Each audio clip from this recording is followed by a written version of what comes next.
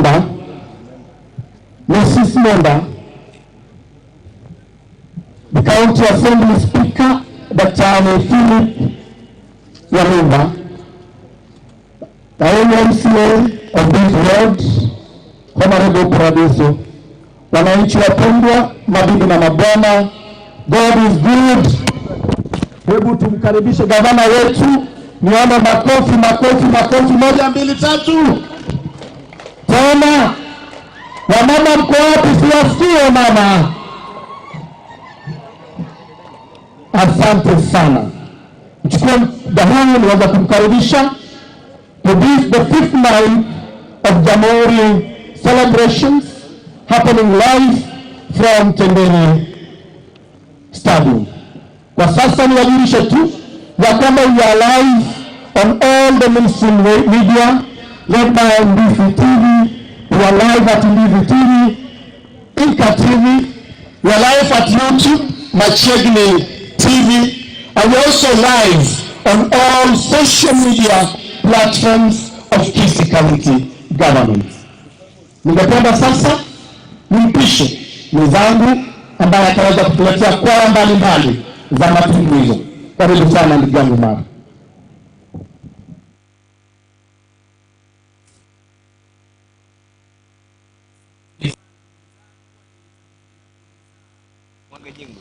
Program hii yetu ya siku ya leo, Your Excellency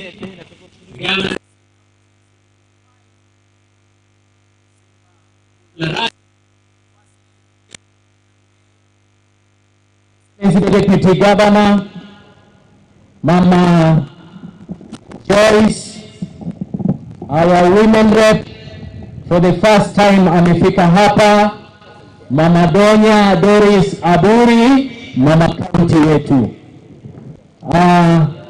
Our county commissioner, our deputy county commissioner, with us, our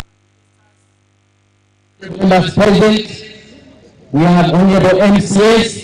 Karibuni sana katika sherehe hii ya Jamhuri Day, ikiwa ni tarehe 12 mwezi huu wa 12 mwaka 2022. Moja kwa moja bila kupoteza muda, na ukaribisha katika uwanja huu wa Tendere tukiwa katika constituency ya Bomachoge. Na hivyo basi, hebu tuone nduru ya Governor Simbarati na wageni wake. Weka mkono namna hii, salimia hapo, weka ngoma wako hivyo hivyo, salimia hivyo hivyo hivyo. Wapi nduru? Asante sana. Bila kupoteza muda, Your Excellency, ningeomba nianze na kwaya hii ya kwanza ambayo imesimama hapa, ambayo inajulikana kwa mtandao dunia nzima, kwaya ya Kiadventista inayofahamika kama Musane SDA Church Choir.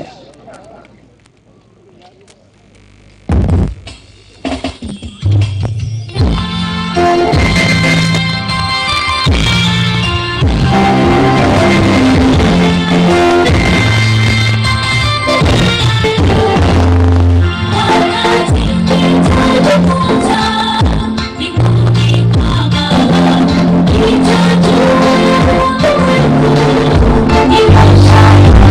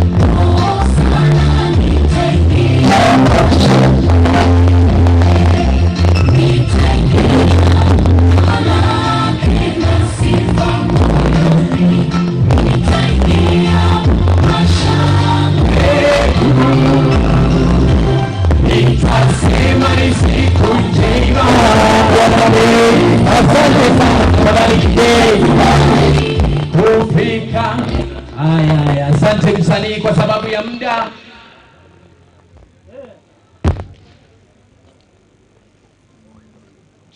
Asante sana. Kanisa ya Catholic ambayo inaitwa Nyansara, tafadhali. Nyansara, Kibirichi ndio wameingia, sawa. Dakika 2. Baada ya Kibirichi tuweke Nyansara kwa sababu ya muda. Kibirichi pia Your Excellency ni kanisa ya SDA, alafu kutafuatwa na Catholic yetu ambayo ndio Nyansara.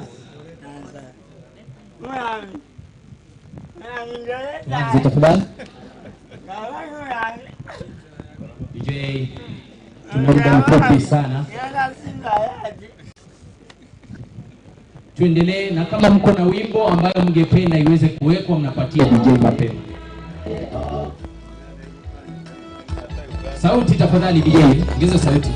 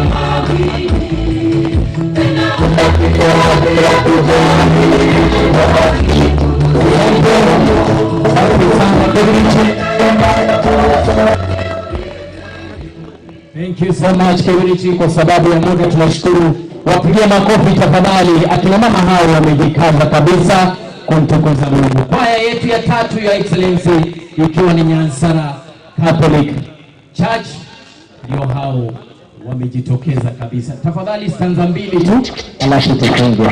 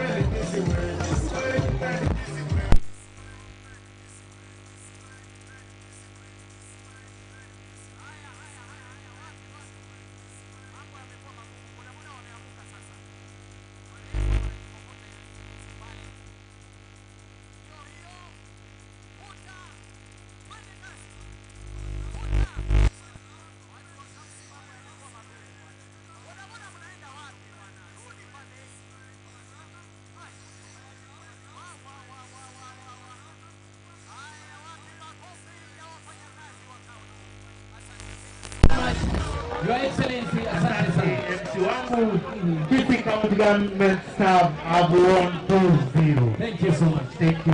Wale watu wetu wa department ya fire walikuwa wanatufanyia drill hapa, sijui wako tayari? Department ya fire, ikiwa wako tayari, basi tupate bodaboda wale walikuwa wana showcase pikipiki, tukingojea bodaboda wale walikuwa wana showcase pikipiki. Program ya mwisho Your Excellency ni hiyo tu ya fire, lakini kwa sasa ndio hao wana pikipiki wanafanya mazoezi yao na kuonyesha jinsi ambavyo ujuzi wa kuendesha pikipiki upo. Your Excellency, ndio hao wanaingia kwa uwanja moja kwa moja.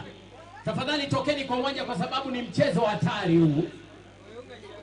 Hao ni boda wetu kutoka hapa Tendere.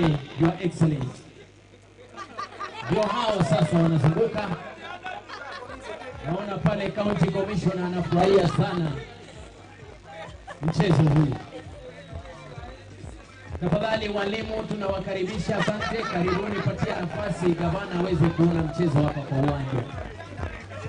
Walimu wetu karibuni sana, viongozi wa walimu. Tunaomba msonge tafadhali walimu, asante, karibuni. Huyu naye ambulance iko hapa inataka kummaliza hii. Ama ni mazoezi? Haya, mchunge matope isikuje huko kwa gavana basi. Watu wa fire wakuwe tayari, fire team tafadhali. Ni ujuzi huo wa pikipiki. Haya, maliza sasa, tokeni. Endesha mkitoka kwa uwanja. Endesha mkitoka kwa uwanja sasa. Endesha mkitoka kwa uwanja. Asante sana, asante sana. Thank you Your Excellency. DJ shikilia.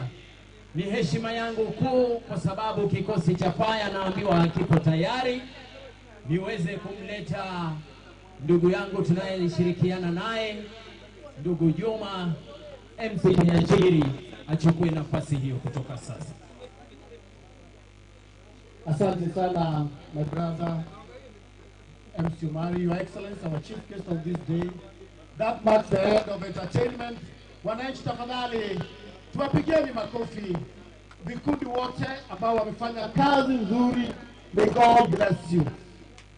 Ningependa sasa kwa heshima nimkaribishe our head of service,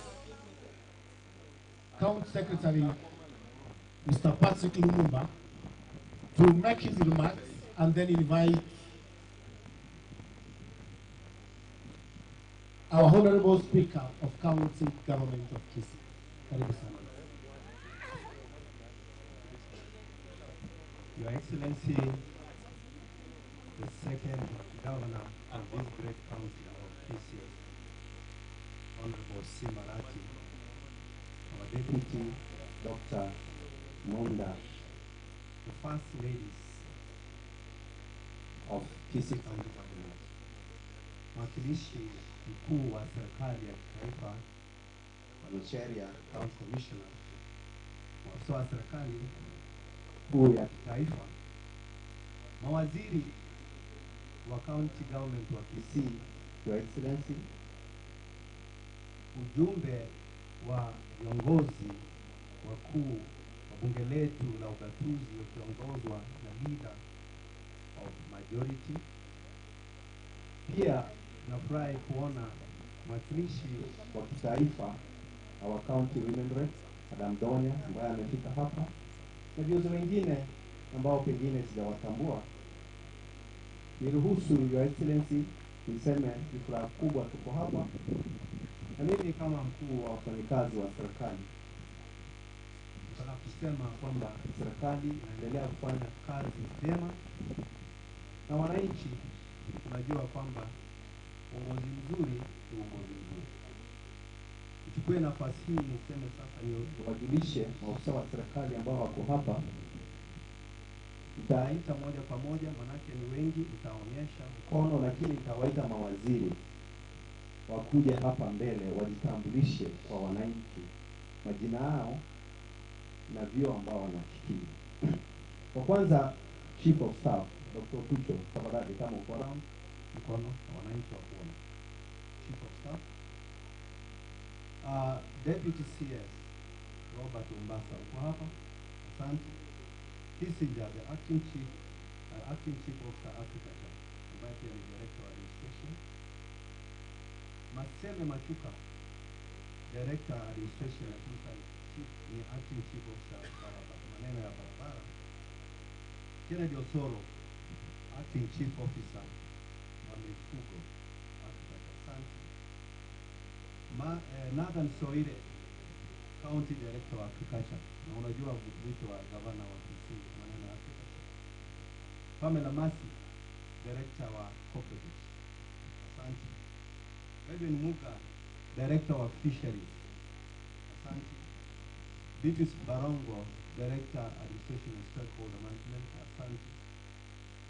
James Kimonge, deputy administrator katika hospitali yetu ya KTRH. Asante. Dennis Ochora, ambaye anasimamia maneno ya survey. Asante. Obadia Manyara, ile maneno mbaya ya gambling, ndiye anasimamia maneno ya casino gambling. Sijui kama wako hapa. Janet, ambaye anasimamia maneno ya procurement. Sijui kama Janet yuko hapa. Mketu uko chini. Hassan Momanyi, mmoja wa directors in administration, ina Okemwa head of protocol. Asante. Nichukue nafasi hii Your Excellency na kwa mapenzi ya mwakilishi wa serikali kuu niite mawaziri wakiongozwa na waziri wa administration waje hapa mbele wajijulishe kwa wananchi wa Kisii. Your Excellency, hao ndio mawaziri bunge lipitisha juzi na sasa kazi yao imeanza. Tafadhali wako 10 full house. Tafadhali kuja mbele.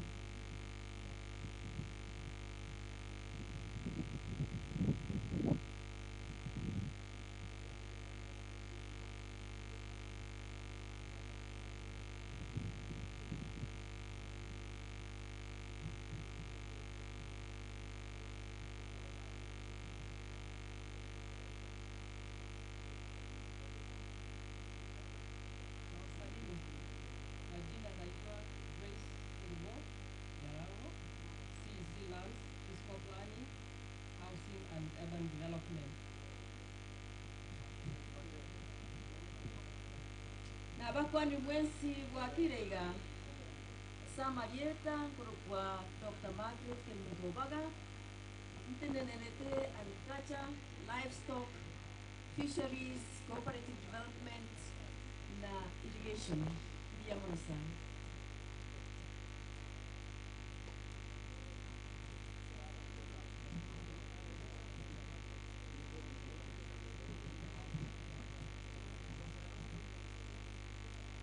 Buyamore Inkoro kwa Ronald Nyakweva, Omwaziri wa Mache, Environment, Energy, Natural Resources and Climate Change. Biamono.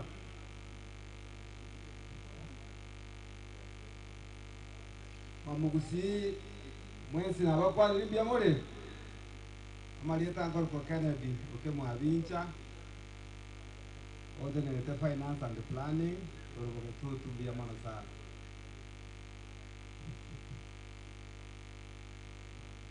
abantu bamintu mwensi bia mole kurundemo teneneta mangana biashara na marketing ya county ya Kisii.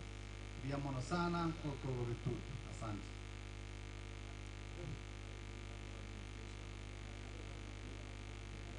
Your Excellency Governor, Governor, County Commissioner, honorable members who are here, my colleague CEC, abananchi ba mitombo ya mole, Jengo Cyrus, Masenge Nyabicha, then the manage Parano Buaga, County, and they got Ninka. Your Excellency, let me take this opportunity to thank you. Eso Kombeka, one of the ministers in the Kwabarasharaka Mawaziri. Hapa ni nyumbani, watu wako imara, wako nyuma yako. Thank you very much. Karibu sana. Excellencies, all protocols observed. Wananchi na waponi wakire kuya. Asama lieta ngoro kweli kimienda, ndeleta mangana ya basae, amangana yege koro, amo na mangana yechi sport, ose sports. Ndiamano asobo, chambiona sana. Your Excellencies, just about Nericha, the Mobori, Education, Innovation and Manpower Development as a county. Your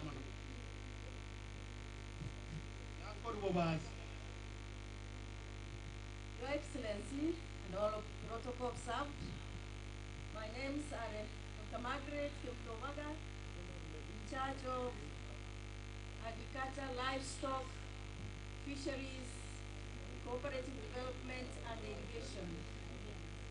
Igonkuru kurwa Bunchari Yamon.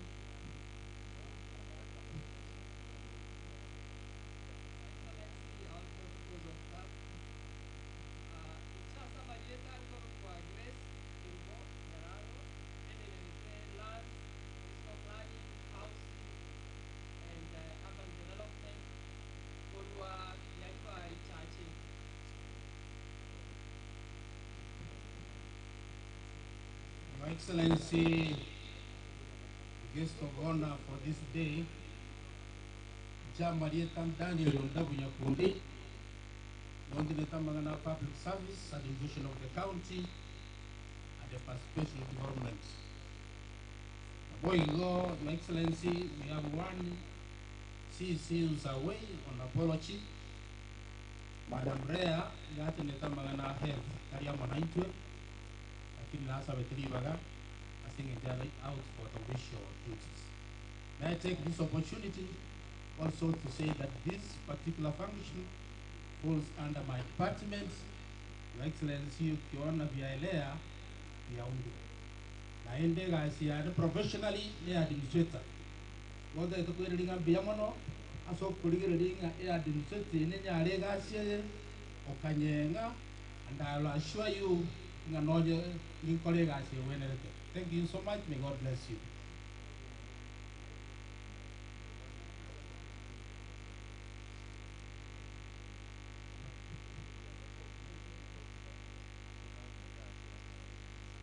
Excellency, pia niko na chief officers.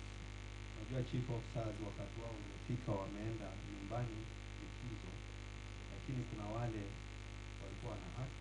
Tafadhali jijulishe jina, alafu sub-county officers watakaribisha katika sub-county. Thank you, CS. My name is Charles Nyakweba, Chief Officer Administration, Enforcement and Development Unit. Thank you. Your Excellency, my name is Alex Nyamea, Acting Chief Officer in the Office of the Governor. Your Excellency, nikimalizia ili nimwite Speaker wa Assembly ya Kisii, Mheshimiwa Majuki aje akaribishe Deputy Governor.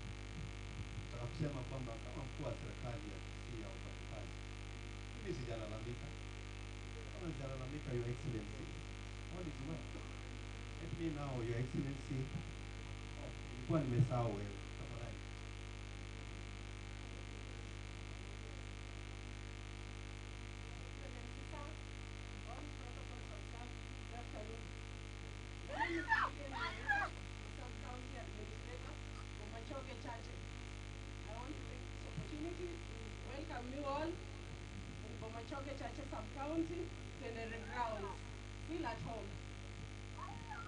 Thank you, Sub-County Officer wetu. So, Your Excellency, tupe nafasi hii sasa nimwite Speaker aje kirasmi aendelee na hiyo mpango ingine ya serikali.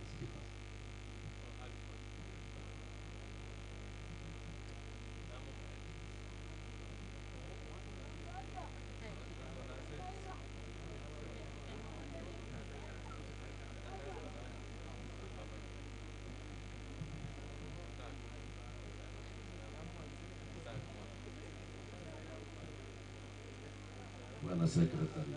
Asante sana. Your Excellency Governor, Kisii County, Governor Simba, Your Excellency the First Lady, Kisii County, Your Excellency the Deputy Governor, honorable members present, CC members, the County Commissioner from Kisii County, all of government officers, ladies and gentlemen. Let me start by wishing each and every one of you is here a happy Masjid Day.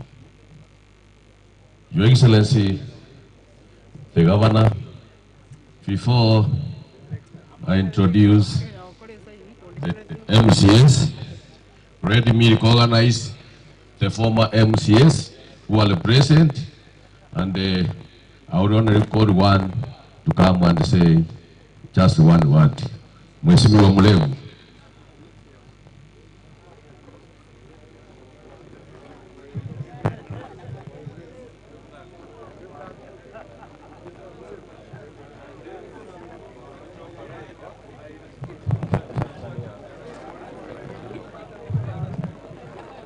Wacha ni wasalimu na asanteni. Wataika mbili, asanteni tena. Kwa majina mimi naitwa Kefa Muhaka kutoka Kisii. Kwanza wacha nishukue fursa hii niambie Gavana asante ile kazi amefanya huko Nyambera. Ile kazi amefanya kwa kutoa ile takataka huko Nyambera, situmpigie makofi. Si ni kazi nzuri. Ya pili, MCA wale ambao wanafanya kazi na yeye. Wacha niwaambie asante. Fanya kazi na Gavana. Leo naongea kama acting senator kwa sababu amesema yeye ameenda Gavana. Nataka kumwambia ile mambo alienda kuongea huko Kijiji awachane kabisa, aheshimu Gavana. Unajua ukiwa senator unachaguliwa Bobasi, unachaguliwa Nyamaki, ukichaguliwa Bonchari, huwezi kuongea hapo Msocho kama mzee wa Kijiji. Lazima uheshimu Gavana. Kitu kingine nilikuwa nataka kuambia, hii mambo ya watu kutoka Kitutu, hakuna Mkitutu ambaye amefutwa. Ule amefutwa ama amemaliza wakati yake, sio mtu amefutwa. Pengine kama umefuatwa na corruption, unaenda nyumbani, utafutwa. Tuwache kutibeni wale ambao wako corrupt. Kwa hiyo nataka kuambia watu kutoka Kitutu waachane mambo ya kusema ati tumeonea Mkitutu. Hakuna mtu ameonea Mkitutu. Moko inyoranga account ya Chenjiri walimu aligetu abange botabwate masakara. Kama una makaratasi sio unaenda nyumbani. Omuntu kuna ngende bwate PhD ni bwana.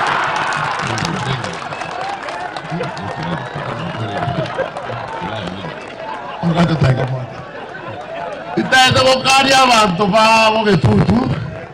Wasikama amagana yobaba nyabwake Geturi. Amagana bagwake Geturi. Nasinge joba mai tanga masakara botali ya umaene. Na arai bana kuramira umugabano itoti kaba musike. Asante. Na ande keroko nya kuramo umugabano. Nkyo kubekera bake familia yenyu. Tokobeka ye familia yao. Sasa ya make abantu baito bapota pota. Gabana balimu achangira soe sako tokonye county ya Itumbia mno. Asante Mulevu. At this time, let me recognize the political youth. Eburembe, uko wapi usimamo ufanye hivyo. Thank you very much. Your Excellency the Governor, at this time, let me call the area MCA, Mr. Honorable James Yondal, who is also the Vice Chair of the County Assembly Service Board. Honorable Yondal.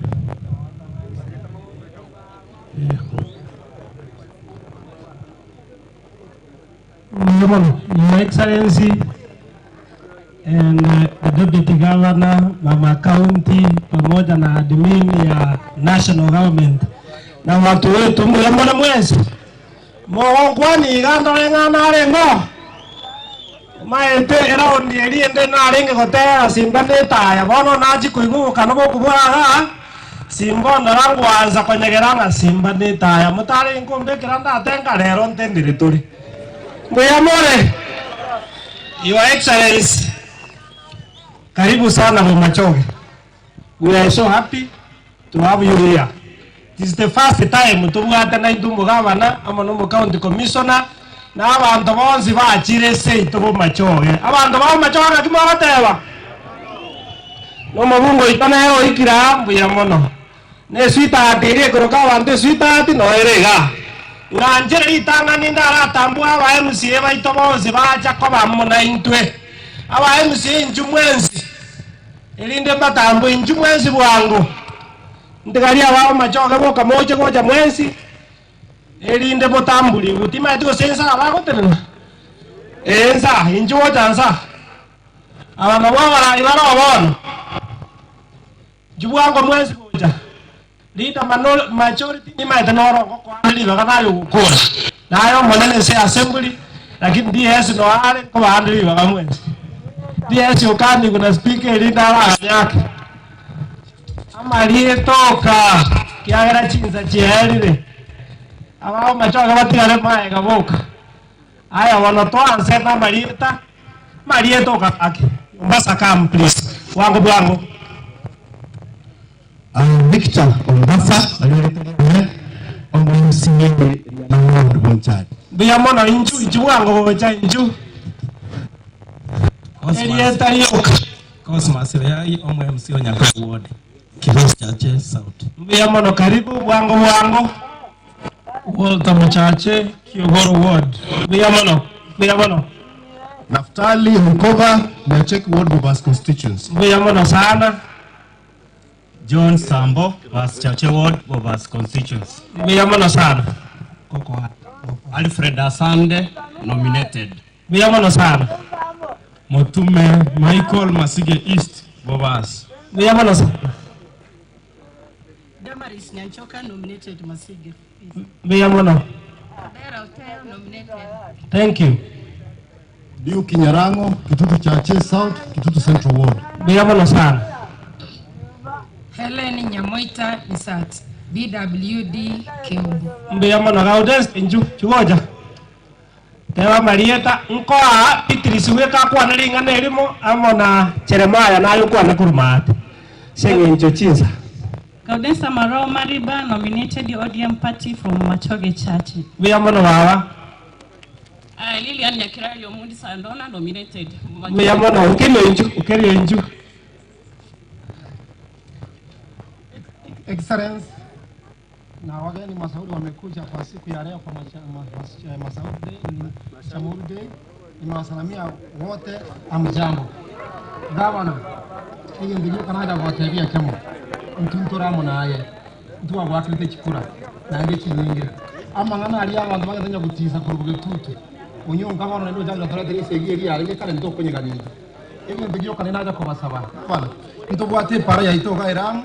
Yaitira abantu kero mwake goita abantu abange bogo kumya kakyo tari gwanja batobekere chipambu satendira so gwanja ina ari ko request yaitira abantu nabona abantu bari moje abantu bakwete na kero mwaka abantu ngo twari ngo kwari wetani abantu 15 ase junction yerensa na ndege ndoke naje okwana abantu batagetire bamenya takinga cyeito igoro ya mana ye municipality kakiga banango teba rero batangazira usemba tutigane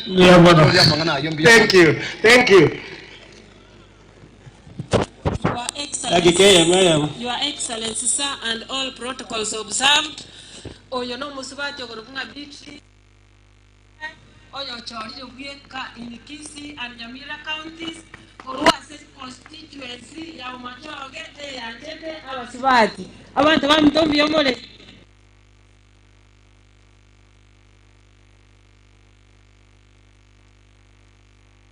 Oba deputy governor Kisii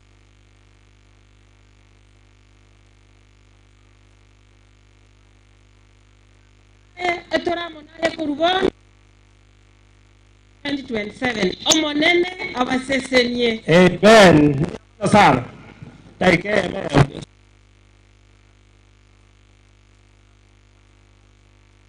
All the time ambaye anawasalimia Honorable Jeremiah Ongeri. Nami wote nichukue hii nafasi kuwakaribisha hapa Bomachoge kwa hii sherehe kubwa na Your Excellency, kwa sababu umeanza na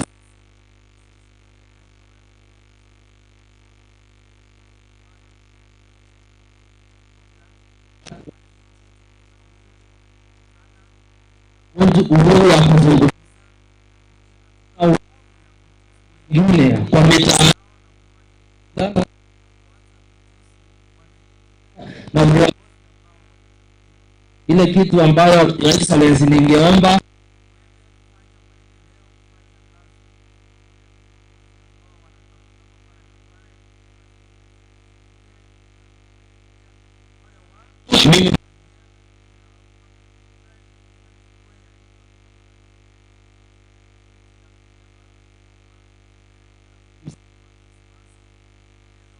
hayo utatupa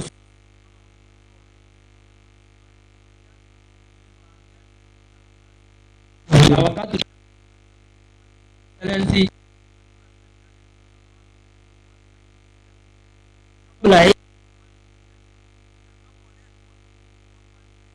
uongozi wa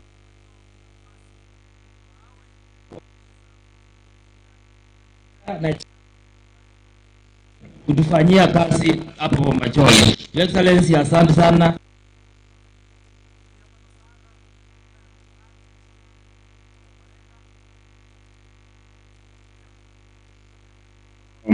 Masikia gavana,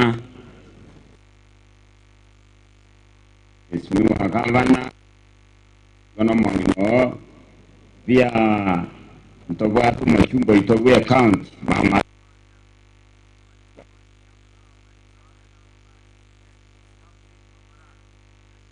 Secretaria yes.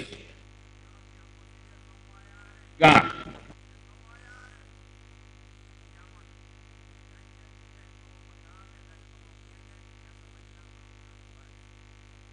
Ewadi ane igaro wo mare. Igade chief with majority ya Kisii County. Owo ya bantu wa mintone kama neke. Boborai karogo jana yaye. Kuna bana onyo borai bota cheke bujaga.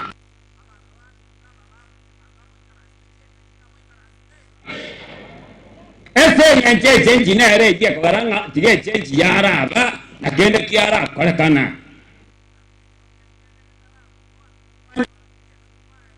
Yara inyorua. Bona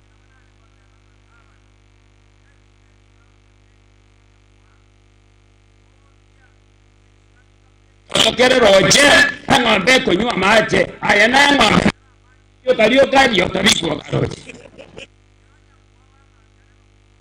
kwanire kosenyare bo kwanire onyoka mbaye kuboga tutu basi ama nabagirango baka naitwa banjari toreni igatua abaga tutu baraje miaka 10 onde tairetie omoge tutu ekiara nonyaneta ekeyemo abantu kana machawe kiara bae tu boteru tigabana bachie tina babu konya kende vion mbuga bakonye ba machoga bona gaba no tie ejirani ya inonsa na nde goyo kwa kwa magana na inu no amo ikarastaba basmukiri tamatari gotogonya aba machowe mwarana mwaru kunywa muri wechina mokura na ale mwachakira haya dina kura pani omondonga onyonka kanyaga ngora onyonka na inu mwamwakirete chikura onyoka ni numwa eto bosene tatari gede kerete tari aba getutu ba mutamba na ande baba na tara kuna mogetutu onde te ya butile bosong baba na nega sia yako bang na nyibine president ya chore tu nera na ende to ko bange cabinet yaye na ende to ko banga abantu baye ote kabwa chiroro magani ko kabwa busenyomba elina obange buno tagate na yo migele tigama chiesa yigore yo kanya kaleta na pia magana je to tigepi Twana na maskani gore yobarai. Naro gokorera iga. Gaba na ayo manyangaye na ng'ombe gokamwa. Ekena kia abantu baguja bagani tinta ko bise. Kia bare kare tuwari kwenya kweta ko ikutuwari kuna abantu bakomurangani kuche. Aya bunore ng'ombe gokamwa. kala abantu abaru je chimbare bere bagonke ngachua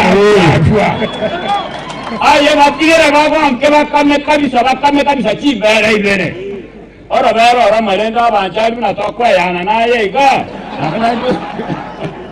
na into kisi ansema ya kisi central ekara tubwate monda korora naro na bogo tatigara ora bero uruibera na chocho imtuto na kinibere chocho peka abantu baguja moyo bujamba tagete municipality ga bae abantu banyamache rugoro kini nyamache mandiene gokuru wabisi nayo tera nga nyamache yaito njabete moyo kogo jasuneka to basa konye ntigara siya tigo tuo maneno ane omanenya sabasin me yabora sa umali na kwa betimoro Your Excellency ngani wagabe omugako yabokuru machoga mweka because ni mede chinza chiele Samson Maoto omugako machoge aba machoga bendu okura tole minyoka bwangu nsanchiyo kangana bona hapa koyo burabu lakini minyoka bwangu buja oyo no mugako machoge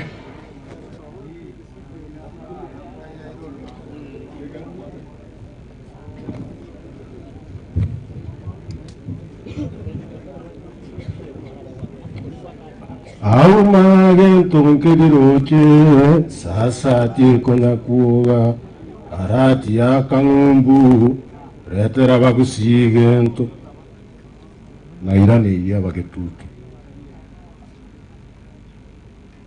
kiwane yende kimugakire inche muno mugaka bworo bongo rwabusi oire tumanga ngoro ya mwaga kaba coronated ebe nyamira ebe ngusi nincho mugako gusi mwai mungo sawa ngotera ngo musike arati ayaguri bagakora emerimo bagusiye batebete nga muri gotuntindo oya bagetutu bayiruwe ndagira barire paka batindire bakobocha umweshimiwa utakora hotimbagire iyo kahaba machoge usiyetunguye bayini Inkiende wana wakana kokotele ninga karugeti gendo obisi karua genda moro ubidikio yo waruate nae rero iganta getokwana muno mugaka ngwo mugusi mugaka naora noe obisi yali aetugu kanata kongoso mapepo yote yashindwe katika jina la Yesu osororo gochenire na muntu tali ogojikogokuna muntu tali ogojikogokuna umugetutu urageire ono karageire uyigotire okobocha no mumurori naye kuabeka magega akinya saa tari kuira ku konyo miro mabwirenga ukabere kaiga mbate betega geute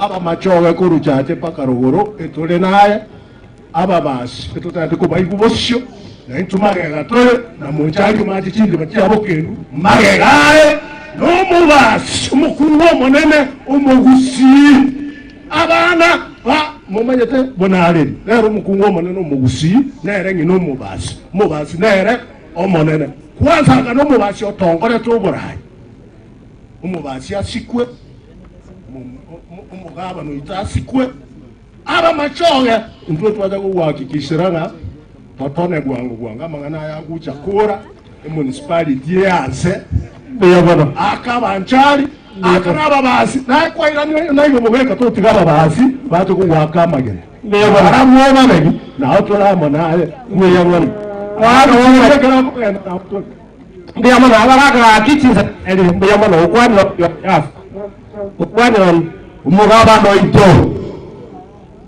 ni nkanda kurubu machoge borabu ari magena kwa busa magena honora eure yitwine chire magene karabase tiganga tebi gatata dilipwa kwa bise kenya mache musaka tai na ndo kutakuruse nurute ilipwa kwa ete musaka tai yezire ilipwa ruwete onyonka yako nyongeri ntobobe bu machoge turacha ke kurira kangoge kune count ntoinyo aiso akarende tisiri ke bakatokonga ni sama tubacha chida burabu koitira aiso niwokora anje tiga narati akoreraba agusiregasi bondo minto hotugeke ayane ekole magega ya utato mbeya mano Waragere oyo como ida kiara eturagere dumumu machoge chachi na burabu honges na e county ejenga wucha. Thank you.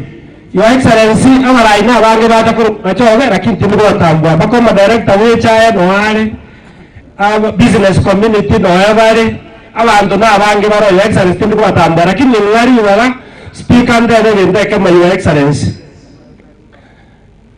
Engakiria serikali ya His Excellency Ongwae, Your Excellency, mtu aigete gukura tugatigari gente gesimo ni mwana igoro ya municipality. Kitu awasoroire. Na watu waengoja kubeka maruze kuna machoge. We just request you. Kora njega kitoe turiere unek this month. Na tutalia mandazi. Toise kolie municipality tutakuwa tumetosheka Your Excellency. We request you. Harakisha kidigyo sigia tigire otokonye ngwateba ari mutondekera tu achesere yao ngose gotoe municipal moyo no kubwena Your Excellency ngubwena ni ntari kendeka provided the municipal ogembo. We request you egendo kende gya kabiri Your Excellency gyuka ekereba agajite marani ikaewe level 5 level 4 ikagajire 100 bed capacity bagacha bakagacha nduru. Your Excellency no bembo yare kwa gacho ya gatatu oiseko gendo gemo maatega Your Excellency na Kenyenya talijinya gitari ne biyosiki utare no na bangi na bakurara bali bakuibura bakurara asabande igoro oiseko tara ime bakurara asabande igoro. Your Excellency ga kinengu tokoje bunao machoge kero to agajiro bembo na ndo to agajire Kenya. We shall be happy. Ogembo mtu agagana tukanyole mochari lakini Kenya ro gorone mochari takole tiki teyo kora nje tokole nkole hiyo mwisho ya Excellency ga aba machoge kuru misesi maate paka kiangorogoro count on their support Your Excellency.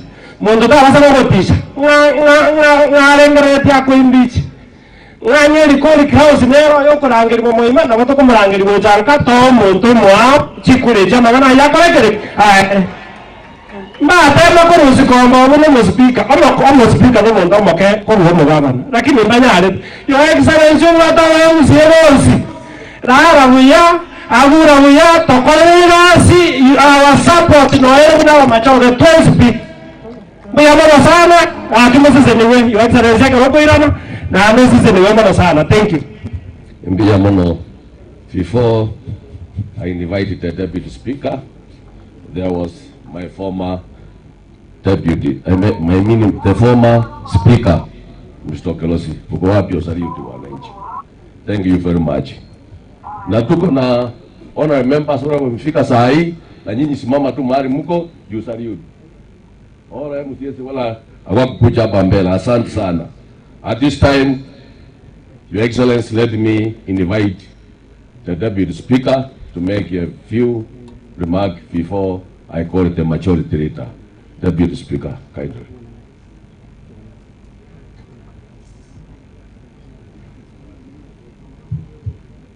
Your Excellency the Governor, all protocols observed.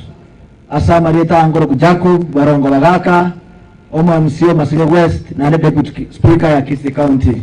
Jetingu atia mangenda atebe, ilonda bagana itukuliwa marembe, na bwa ugana nyungo tereri, ilaga na murangiri bakwane, county ni ya itutwes. Mbia mono sana, nyasaba senye, toga ndre mutuamo. Thank you, mapema mbia. Mbia mono, I think I did recognize the presence of our women lab, Toto, and let me recognize the presence of our area MP, Mr. Ariba. Before I invite the majority, kindly, Your Excellency, allow me to call it the former majority leader to make just one comment, Mr. Ogugu.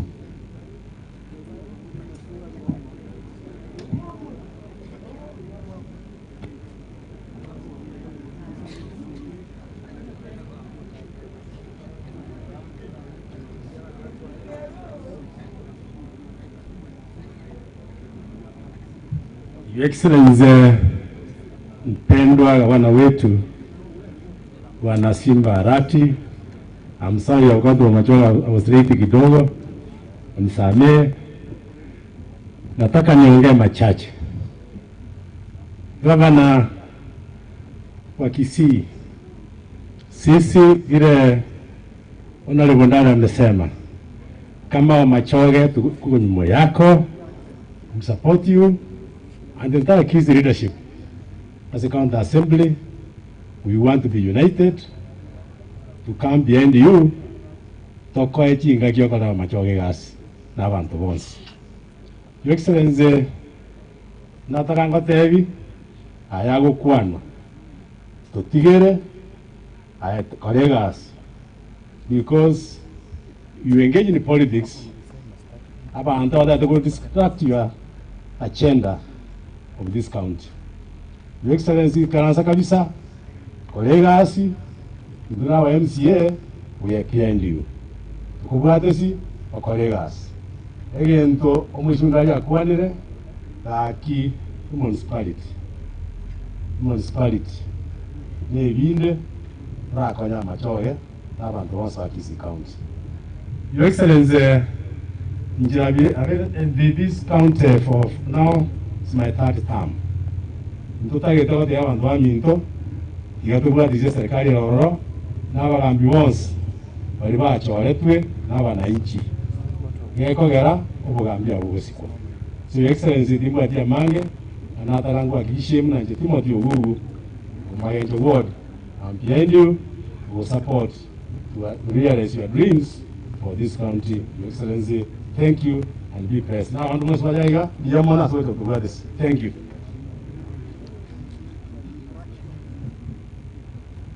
Abantu baminto on the request yega wana omwaka naro lilo mukorbo getutu nkajyare Murias injungo kwa ringa nerimo omwaka Murias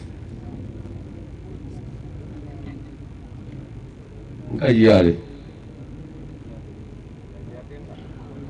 Your Excellency, onye taiyo, yes, kage natokina wochaigo. Your Excellency, allow me to introduce the party member for County Assembly Service Board. Where are you? Just come for 1 minute.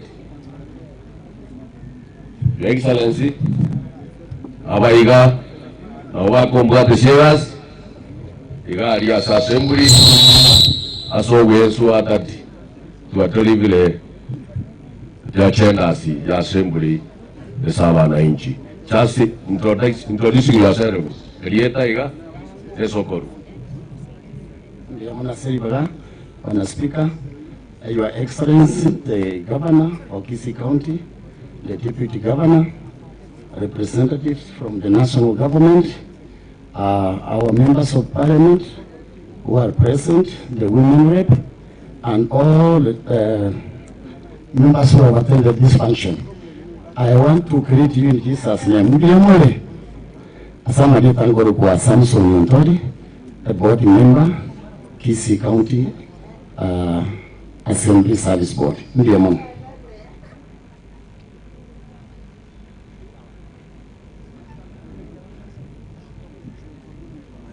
Abantu baminto na bakwandi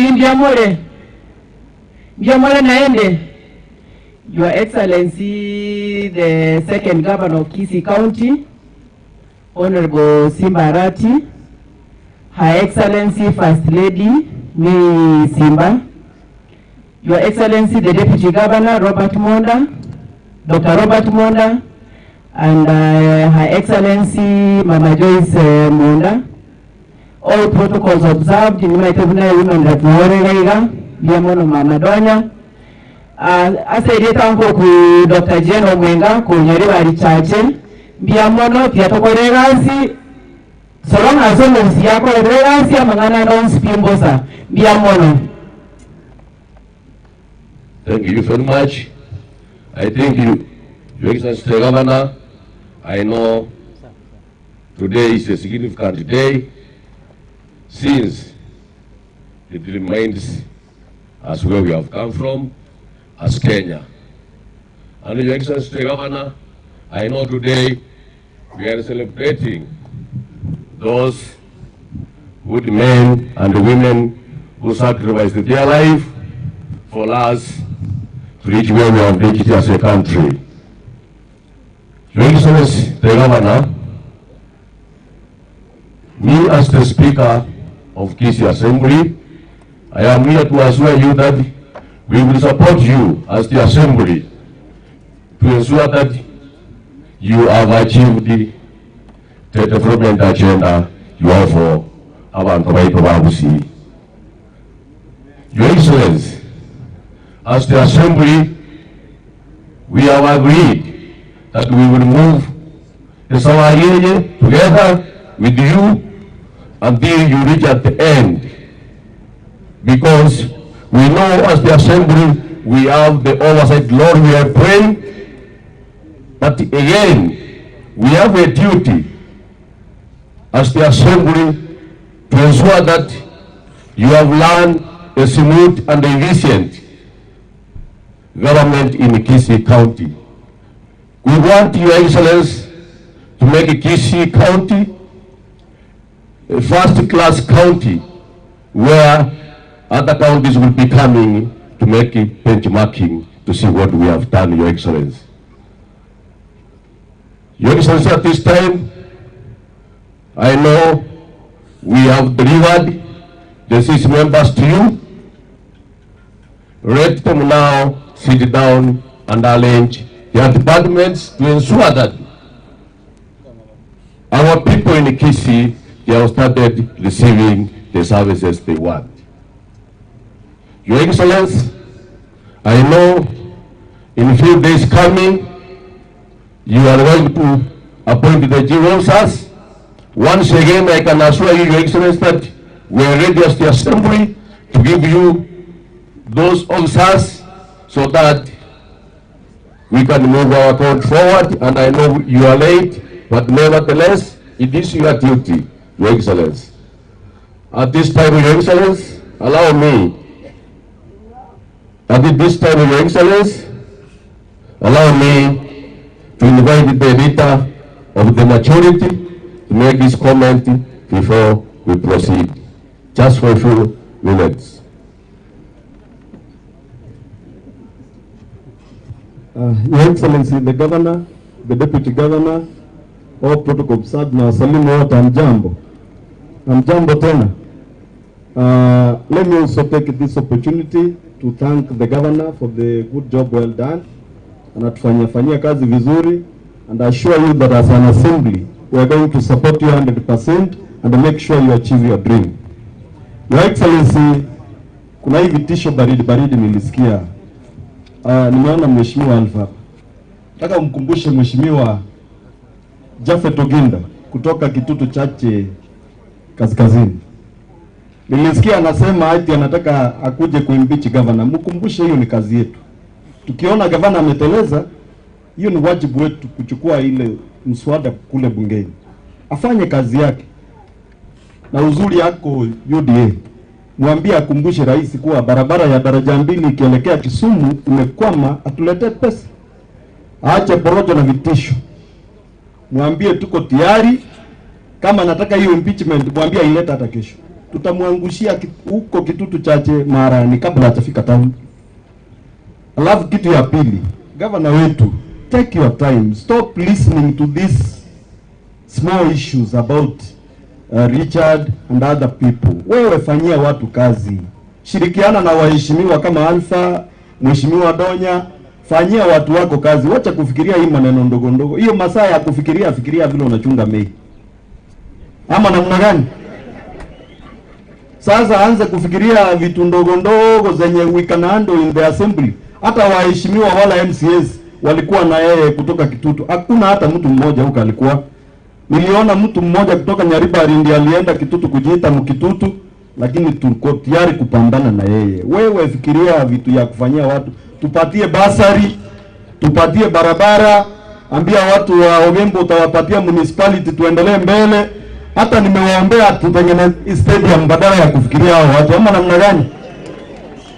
Kwa hivyo kama assembly tuko tayari, tuko ngangari na hakuna natutisha. Na kutuambia tumeenda Mtondo kuosha vyombo, si hata yeye aende kwa Ruto sababu ni mtu wa UDA. Na sisi tuende kwa Simba sababu ni mtu wetu. Kuna shida gani? Na Mheshimiwa Alpha, tunakuomba umfikishie ujumbe rais wetu kuwa sisi kama bunge tunahitaji kumsalimia, tumwambie hata kama kutoka pande hii watu ya ODM tuko tayari kupambana na yeye, tufanye kazi pamoja. Asante. Thank you, Your Excellency. Omogako walipoke tutu kayare takeya mo. Kindly kucha 1 minute.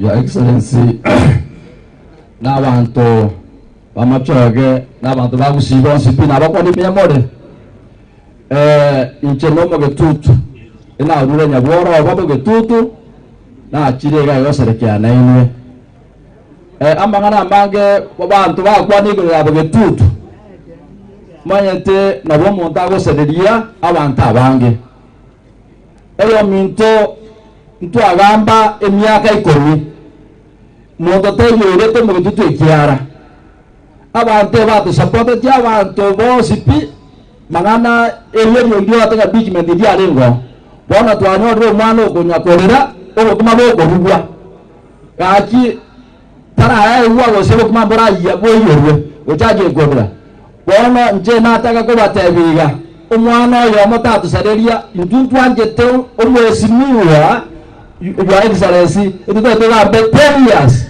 nimara betutu bagaba na ande talinga inga bona mabende inga bona abato go mbichi mo betutu tayoranje ekyare gete kenge kwanda ko betutu naende goika omwesimi wara atiara gambe myaka 10 na ituto mo support muna mwatu supported ajitaria mala ekyagera wono montaji wate abanga aywa mwana omwesimi wana to jorra mwana mito abinja no tukateba abinja tali mo betutu abinja na ya nwebe reto abori na ngina kale na tebi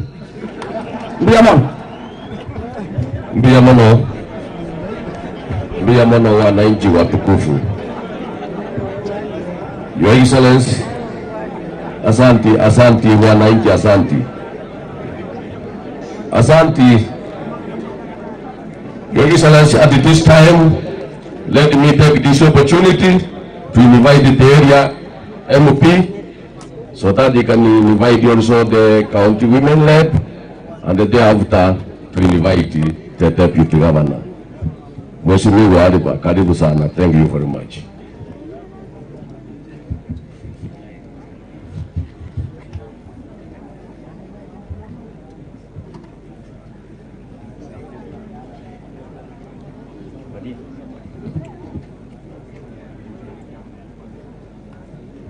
Bwana asifiwe. Njiro mwana pasa korango. Bwana asifiwe sana. Ndaranga ya siasa kurumjita atina teka rondo kwana mangana Nyasaye. Urayi obotu kurwanirira. Mwokorwa Nyasaye. Amani ko soboni. Ngoeta simbo urayi. Ngoeta nyongo urayi. Ige obogimobo egenamo Nyasaye. Beyonce kyokolense yengo birokanga their vanity because on the day yense yochene linta agendi yense tuensi ko gamba tole na ndenko bikora tole na ntubitiga. Your Excellency, thank you very much. Security present, the staff of Kisii County, Mama County, the First Lady, and our women rep, na wananchi. Jiro Mheshimiwa Alpha, omwana pasta tingutora mangana mangana chaba chumbe bandu bakora mabande. Lakini ndatoka sabera abachumbe bara alibaga. Muchumbe Sahil kangana toka. Lakini asabali baga. Sahil chumbe nyari bari chache. Ntomato muchumbe obonchari ne is a new guy. Mungwana siketa punga tabatu mangana. Alafu muchumbe barongo ekaunta patiana lora nera sabari baga kangamba atendi the function ya lero na Manduku ngo nyalibali Masaba Dr. Manduku mbaga mane gavana arafu na wabiri awanaiba hiya na mbaga mane gavana kana na watu ke function here mchake. First of all, Governor, thank you very much. This is dreams come true. In fact, I'm serving the second term. Ngo sabakanya sauri ngoro ege tie kikiaga chikobe stadium na Bosongo. Ota kome kie a dream yele reality. Ndoko matewa. Naende, I'm going to do one thing. Last government, the former president in our rotational feast, a time like this. Now what? Go saba the president is my personal friend, William Samoei Ruto. When he will resume rotational celebrations, akumbuke tendere. I'm requesting him, Ogandoli ke paka plate, na njingo ligano mchumbe. Anytime wagoja kutagoncho karanga togoncho karachika msaiga, acha shirikia tendere, wasina nsuntora. Edo kwa sere wewe. Ege ndo kende. Jitida tuko kuramanga, you are not doing good. Ora mapema sana. Meti nkuru wa chikura, meti yare lenga etatu. Simba tali raiko gocha kwa mwenye vende libia gubire. Kero mutuna bate roll, moto chok. Mtino mchumbe mbwate function ya national government. There is no single day ingo cha kubwate into be a county. Ingo nkuru maenda honorable members of parliament, patige Simba almost senator, women rep na county MCAs na executive bakole mmerabo mtoto babwate sima wachumbi ekende ya kabeletori kwa state governor njiko ko request as a friend. You served the parliament in 2 terms. Now you are now governor of Kisii County. Make Kisii County the best county in this country. I remember last time we were talking about Mutua but I made a feast to Machakos County. In fact, if you go to Machakos County, to me, it's the only county in Nigeria, very good state house for the county, using the county funds. If I'm requesting you, Governor Simba, don't listen to these people what they're saying. Ki, wako ande chiro mongina, nona kukumise chiko kuanjira. Kosa hagende chiro, wale tubi yao, ila na nyomba, lenda abana bao. Bono, ika Governor, is the time for you to work for us. We measure your work after 5 years. If you continue, you lose focus. But I know you are sharp. I need Jirafi, then I will send. In your administration, please, I'm requesting, and I want to reinforce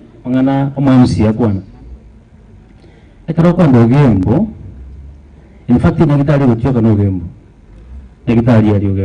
if you dare make a trip, after this, you will sympathize.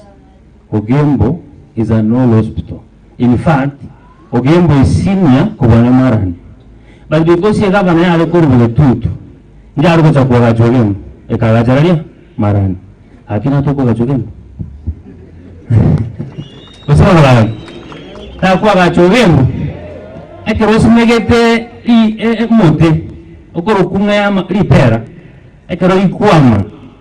Hii pere kalikuwa melibwato mudikiru munta matunda kiru munta gotonera. Lakini eligo shedia matunda amange. Aliye silikoteki yamete. Oi murenga you come from Motondosa. The neighboring constituency Mboma Choge. Bonchari na South Mugirango. Kwa sababu wale. Iko tika tuenjo kitoko list of employees. O employee ya county ya Bosongo. After Bobas, because no color, into Machoge, and a Mugirang, and then Bonchari, but in Banyorete, one of the Banapur. A man also in Chengakite, Governor Rango Renge, I can get that letter Taiga the first time, a carrying water, a minister for water to celebrate in by the way. Come requesting a key here, Camacho Game, to what Yamacho Game by the way. Liverpool Jaigo Chaka Kurkirati. But if you go to Kirati, you'll find a very big water project. But you may say, which didn't do what much. Again, consider those facts. If municipality as fast as possible, enable donors and the government and the government to fund you. You won't go to our a municipality to as soon as possible. Again, the year Kabir, Kiagatu, a county Baratan. I've made an amendment. Governor, you're my friend. Amendment in the Kisi County is too big. Kisi County, we have 9 constituencies. Governor Simba is managing 9 good constituencies. Don't talk of one constituency which is the 2. It is one among 9.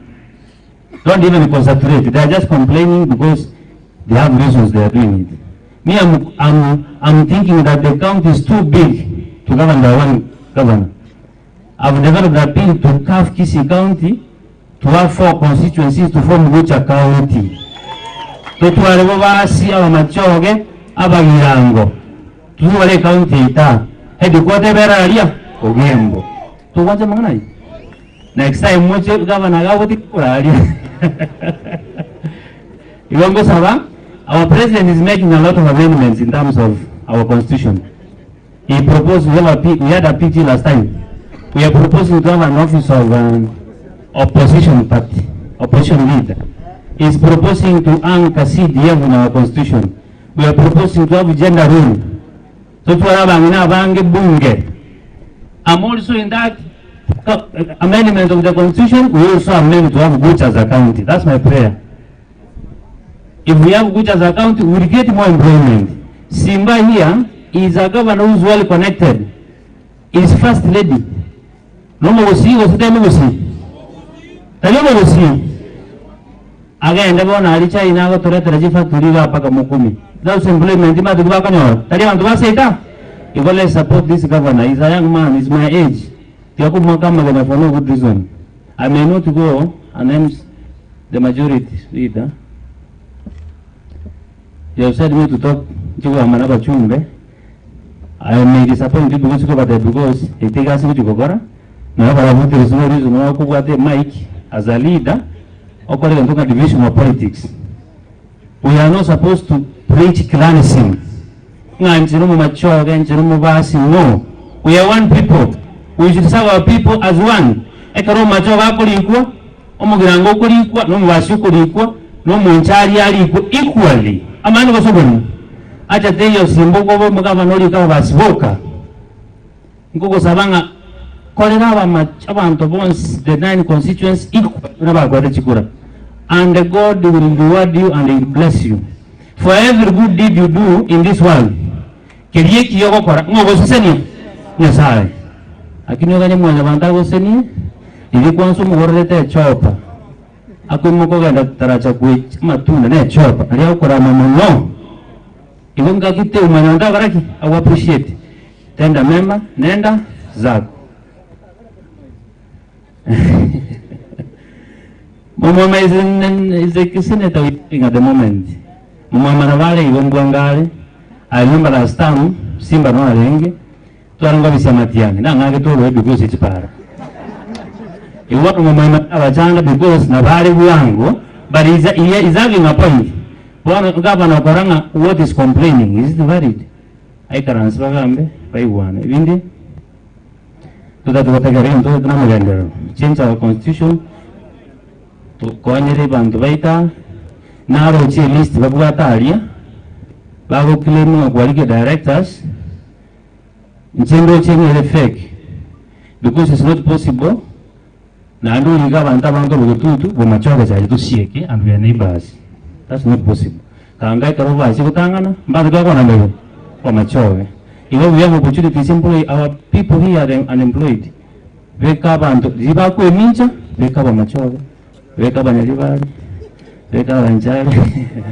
It's a young again. A man was over one. It's a young again. Nasata Koba Senia. Lakini Koba Savera, Ama Igai president, Nani Mumuanche, Mumuwate Simon for the 5 years. I know most of us last time we supported our president halfway. I'm a member of parliament under UDA. I'm requesting the Kisi leadership. And I want to appreciate Governor Simba, who were in the same state house. Now I'm asking you, make an appointment. It's a very free reader. Take your MCS. Take Kisi agenda of the president, and they will implement. Because one of our, so I am again, as I was saying.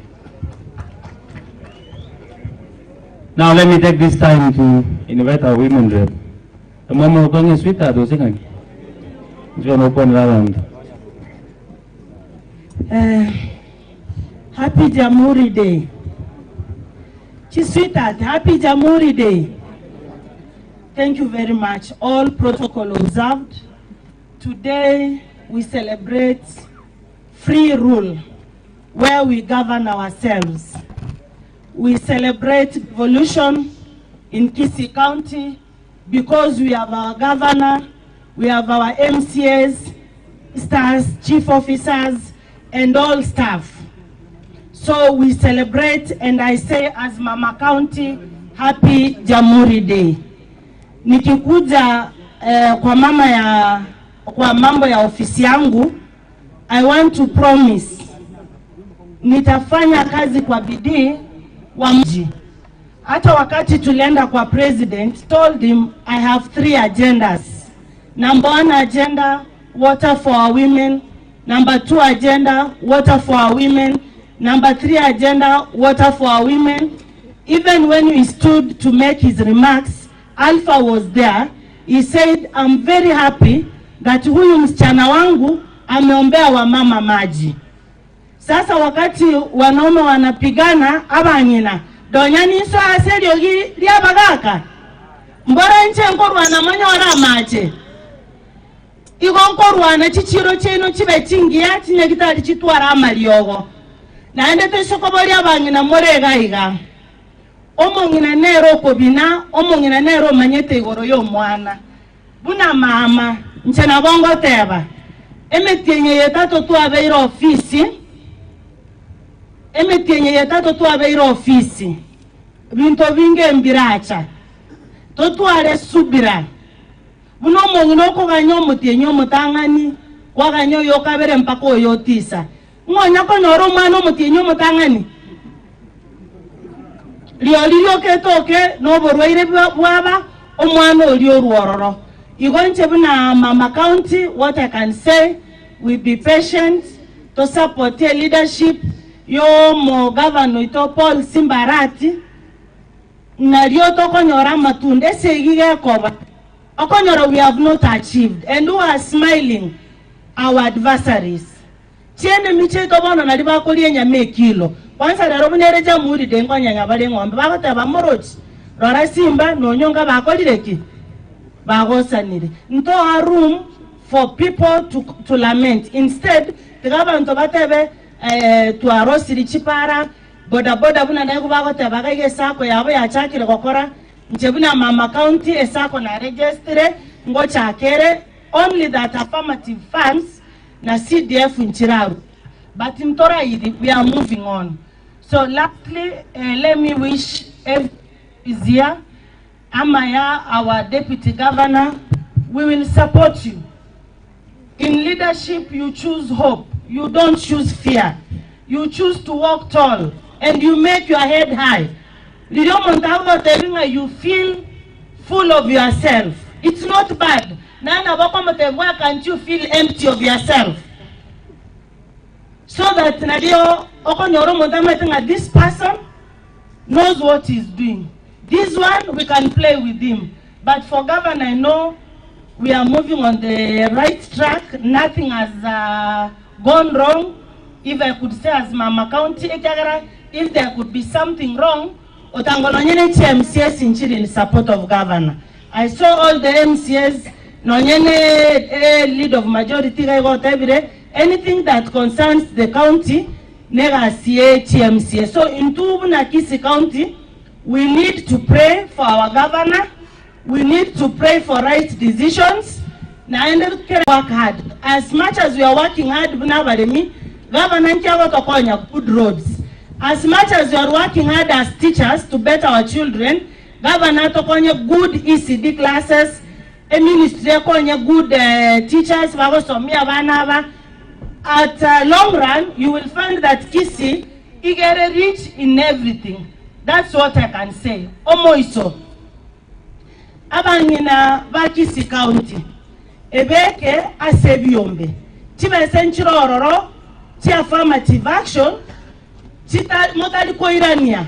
ekero mwairu nechi aino ne opportunity ngi akonyora umati enene gaigamba eresere gori yechibasecho ne sako ya nea Kisii County Mam Sako natakire kobeke data sweetheart ekero nacheta se office of registrar nganyore riete lio ndiri weta but riete riete timaite kibangere the sweetheart but I think yende nerororo maybe related so they gave me a name of Kisii County Moms Sako aba ngina kimawateba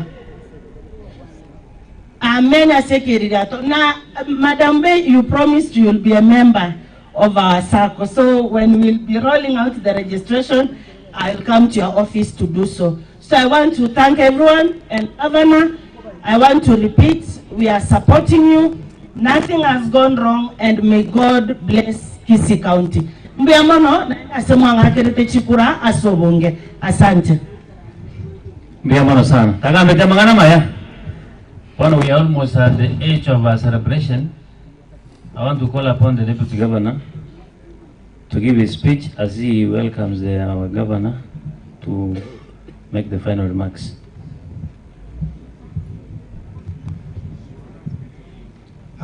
Your Excellency, the Governor of Kisii County, the Honorable Simba Arati, the First Lady, Mama May Arati, County Commissioner, Kisii County, and the County Security Team, Honorable Members of Parliament who are with us, Speaker of the Kisii County Assembly, members of Kisii Assembly, wananchi watukufu, hamjambo. Mimi ni Robert Yonsare Monda ambaye ni Deputy Governor wa Simba Arati. Siku hii tumekuja kusherekea hapa Gucha. Nataka nikwambie Your Excellency Governor, mbele ya kuondoka kazini katika serikali nikaingia siasa. Nilifanya kazi hapa Gucha miaka 12. Kwa hivyo siasa yangu ilianzia hapa. Kwa hivyo maneno ambao wenzangu wamestacha viongozi ya kwamba hospitali ya Gucha, ni kweli mimi nimekuwa hapa naielewa naijua. Your Excellency, tuwe na special eye ya kuangalia mambo ya afya katika eneo hili la Gucha hapa Ugembo. Hospitali hiyo inahitaji kila kitu. Kwa hivyo uweke hiyo katika maanani serikali ni mwako. Your Excellency, pia machi tuko nayo mengi hapa, ila tuko nayo huko Kegati, River Gucha ni kidogo huko. Ukifika hapo Gembo imeongezwa na River Mogonga, ikawa kubwa kushinda ile ambao imetumika Kegati kupiga maji. Katika serikalini, Your Excellency, ni kwamba uweke mipango ya kutega haya maji hapa, ili watu wetu katika Bobasi, Bomachoge, Bogirango wapate maji ambayo ni maji ya kisasa, maji ambao inafaa watu wa wakati huu. Na mwisho, Your Excellency, hili jambo limetajwa mara kwa mara ya kwamba Ugembo iwe municipal. Najua unaelewa haya maneno, nami nitaongezea ya kwamba uangalieni Ugembo, ili Ugembo iwe municipal, iwe katika agenda yako. Nikimalizia, Your Excellency, ndio nikualike. Unajua mtoto ambaye amezoea kunywa maziwa, ukijaribu kumpatia uji atamwaga, na atamwaga akilia anahitaji maziwa. Lakini wakati ng'ombe ya Kisii imekamuliwa. Tumepatia kiongozi wa kwanza katika kaunti hii ambaye ni Gavana Ongwae, akakaa miaka 10, na watu wote katika kaunti hii walipiga kura kwa wingi katika kumchagua Ongwae ambaye ni mzaliwa wa Kitutu. Hakuna wakati alifanyiwa impeachment. Hakuna wakati kulikuwa na marumbano juu ya uongozi wa Ongwae. Lakini unajua, kwa sababu Mheshimiwa Onyonga alikuwa amezoea kutisha Ongwae mara kwa mara na anaitiwa maziwa, amefikiria na wewe pia atakutisha, umuite kwa maziwa ili aendelee kukunywa maziwa, watu wa Gunja wakiwa wanakunywa uji. Nataka nikuelekeze Your Excellency ya kwamba fanya kazi ukiwa na the same firmness. We are not going to bend and ask Onyonga to run government in Kisii County. Onyonga chose to be a senator. Na sasa natuambia mwaka 2027 anakuja kuwa gavana. Nani atamchagua? Mimi nataka nikuhakikishie, nikiwa makamu wako katika kaunti hii, pia mimi ni mzaliwa wa Nyaribari. Kama tulikuwa na watu wanatafuta kuwa gavana Nyaribari na tukawashinda Nyaribari, ukawa na kura nyingi kutoka Nyaribari kuwa kushinda wao, sasa nikisimama hapo, mnafikiria Onyonga atapata kura Nyaribari? Atoe wapi?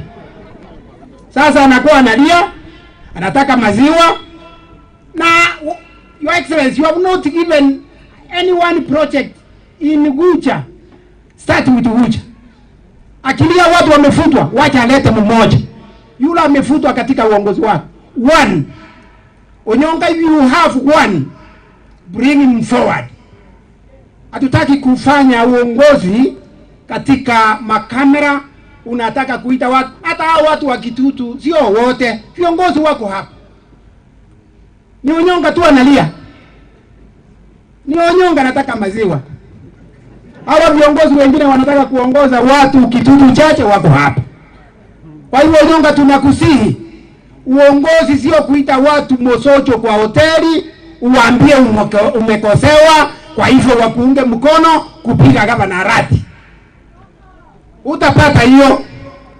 Watu wawetu tunawaomba tuwe kikundi kimoja vile tulipiga kura kwa wingi katika gavana Simbarati. Tuwe kikundi kimoja. Onyonga kama ameamua kupasua aende nje ya uwanja, mwacha aende peke yake. Kwa hivyo Onyonga, kama umesema umeaga gavana umeenda, si wengine tutakuombea tukisema kwa heri? Kwani tutakwambia nini? Haya. Your Excellency, sir, allow me to do my singular duty to invite you to address us at this point. Your Excellency, sir.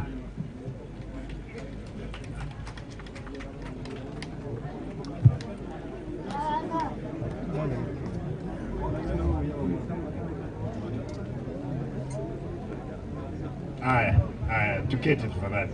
Tuketi. Wacha nichukue nafasi hii tigandige ibagari abene tukwana ni asegeti ya tendere tigangondole ngamunyi wete no muri abantu baminti mbiye mure naende mbiye mono moko nganchira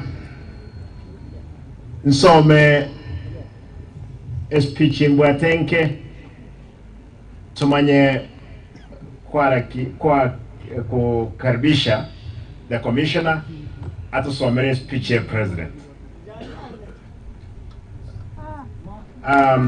My deputy governor, Honorable Robert Onsare Monda, the county commissioner, honorable members of parliament who are present, the Speaker of Kisii County Assembly, honorable members of the Kisii County Assembly, members of the county executive present, and distinguished guests.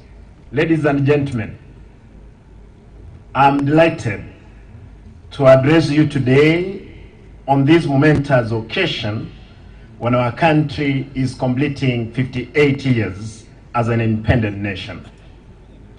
Let me also take this opportunity to offer my greetings to all folks from the great county of Kisii and all other Kenyans wherever they are within and without the Republic. Allow me to say this before even I proceed. Monga nchere lero neli tuko lienge njoli nene. Lero ni tarikirenga. Tarikirenga. Nalitua nyonde gendo kieki. Obos vole. Nganchere. Ntebega. Embwato mugo komo nene kiagera lituke litua nyonde obos vole. Nalio umukunguone, my wife, aivoletwe on 12.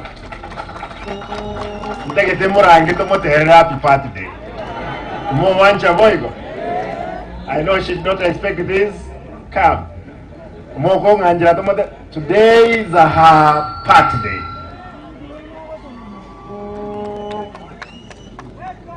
No, kuja ngolio maeto kotera.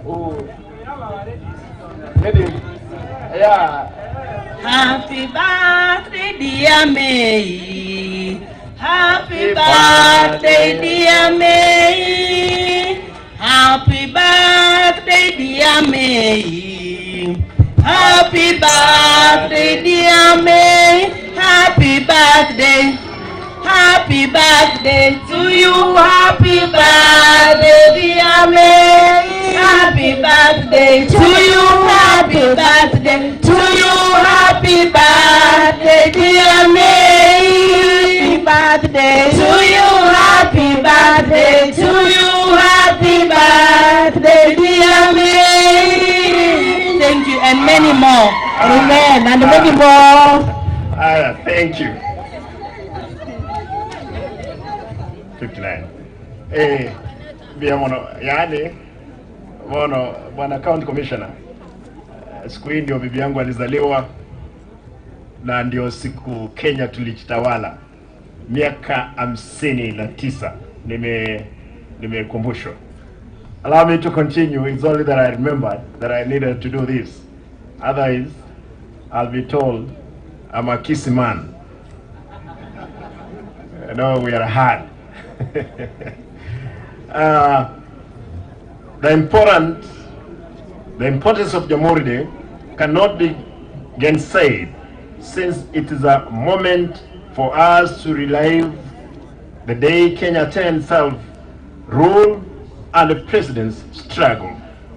This day reminds us with gratitude of the selfless struggle of our freedom fighters who heroically gave their lives to set us free from the yoke of colonialism that dominated for years.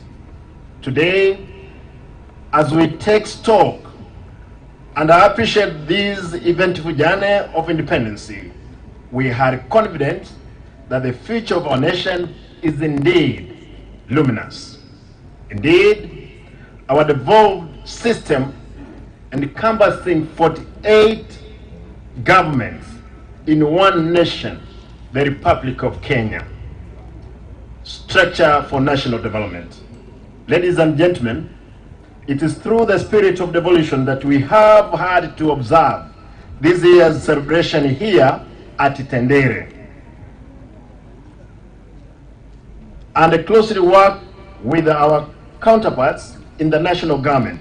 We will be holding our celebrations in other sub-counties away from Kisii municipality on a rotational basis. What my brother Mheshimiwa Alpha Miruka said, we will be having these celebrations rotationally will be in Bomachoge, Borabu, will be in Bobasi, will be in South Mogrango, Nyaribari, Chache and the north, Boketutu north and south, Bonchara as well. These will ensure that the residents from all parts of Kisii are involved and addressed in line with participatory development principle. Invest in my brand of administration. We wish to involve all in matters of development in bid to improve the lives of our people, in the spirit invested by our forebearers during the freedom struggle. And in this is my transformative agenda for Kisii County. It is all inclusive, with the public being centered in all county government decisions. For instance, to enable us come with the basic-centric county development plan, we recently conducted an elaborate public participation exercise right from the village level at the sub-location. And we did, and I'm happy, when County Commission, thank you to involve your whole team that was involved in the public participation. I thank the National Government Administration Arm, led by the County Commissioner, for working closely with us to coordinate the exercise. To achieve success, we will take concerted approach in incorporating leadership both in the political and national administration sphere. In order to uphold the welfare and development of the county residents, we undertake the chief in execution of government projects through public participation and citizen involvement in the key decision making. Ladies and gentlemen, so as to attain the meaningful development and service delivery, we are aligning our 5-year CIDP to mirror National Government Development Program and transformative agenda invested in Simba Manifesto. Equally, we are working on the county supplementary budget to align and incorporate quick gains program to address urgent, emergent public need such as road, education, bursary, and healthcare. However, to ensure efficiency, prudential financial management devoid of corruption is central in our operation. I know those ones who are following me, I'm jamming so many things because I realize those ones who did me this, it's a long script, therefore you'll bear with me. To this end, all county staff have been put on notice to diligently operate in a corrupt-free mode. All face the consequences.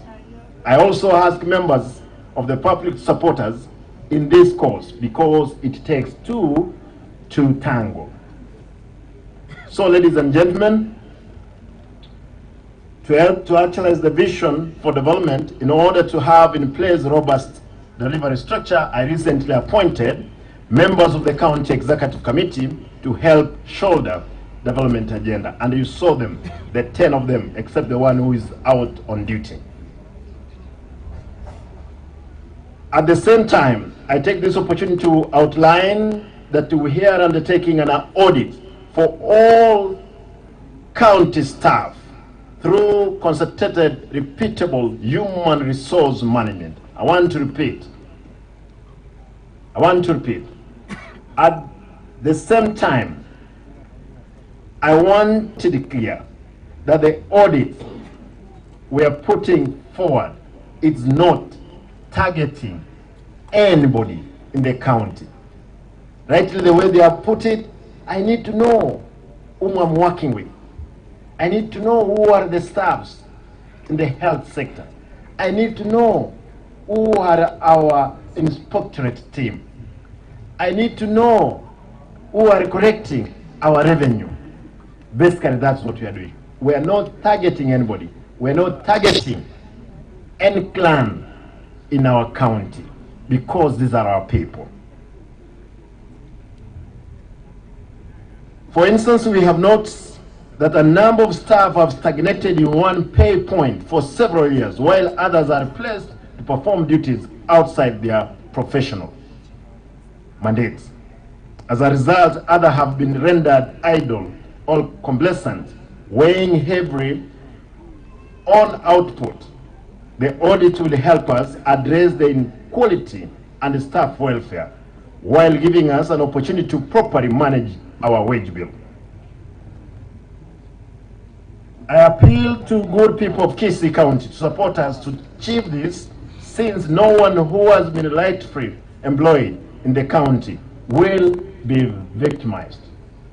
Ladies and gentlemen, let me now emulate what we have proposed to achieve in the areas we have flagged out as a high priority in transformative agenda for Kisii.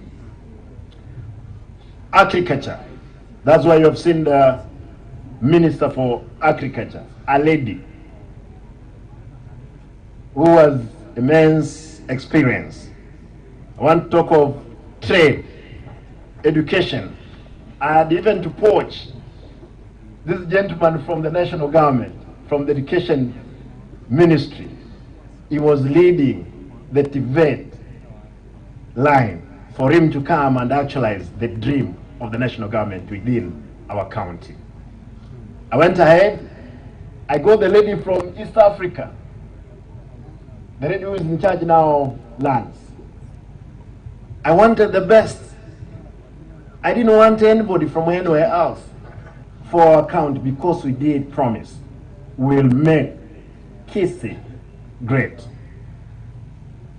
Ladies and gentlemen, as we promised during our inauguration, on our Parethiram products or production revival strategy, I'm happy to announce that already, in partnership with Parethiram Processing Company of Kenya, we have rolled out ambitious drive to have farmers in potential areas to return to Parethiram farming. And this was done like 2 weeks ago by my deputy. Already there is enough seedlings in the nurseries.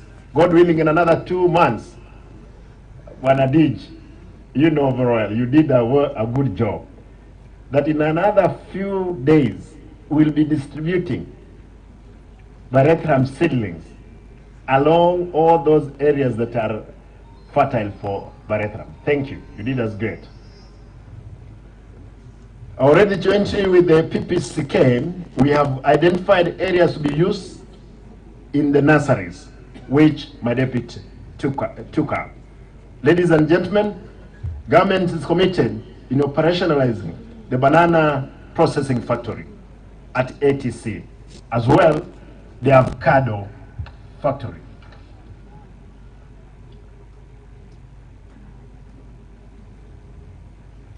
Ladies and gentlemen, in order to achieve great strides in the agriculture sector to boost farmers' incomes and nutrition among population, we must venture in diverse areas of food production, including aquaculture and poultry.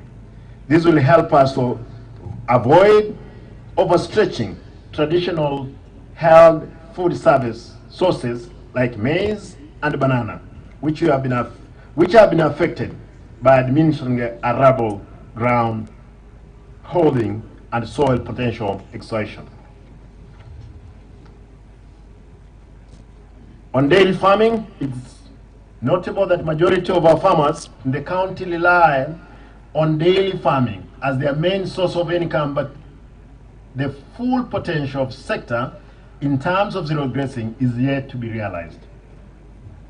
We will uphold the uptake of artificial inseminations program and support farms to access the service at subsidized rates as to ensure sustainable milk production. Ladies and gentlemen, health sector, and this is important to note, you remember I've involved my county, and when you see the MCAs behind me, it's not simply because they're either, you know, of the imagination of anything, is that I've involved them in every step that we are making.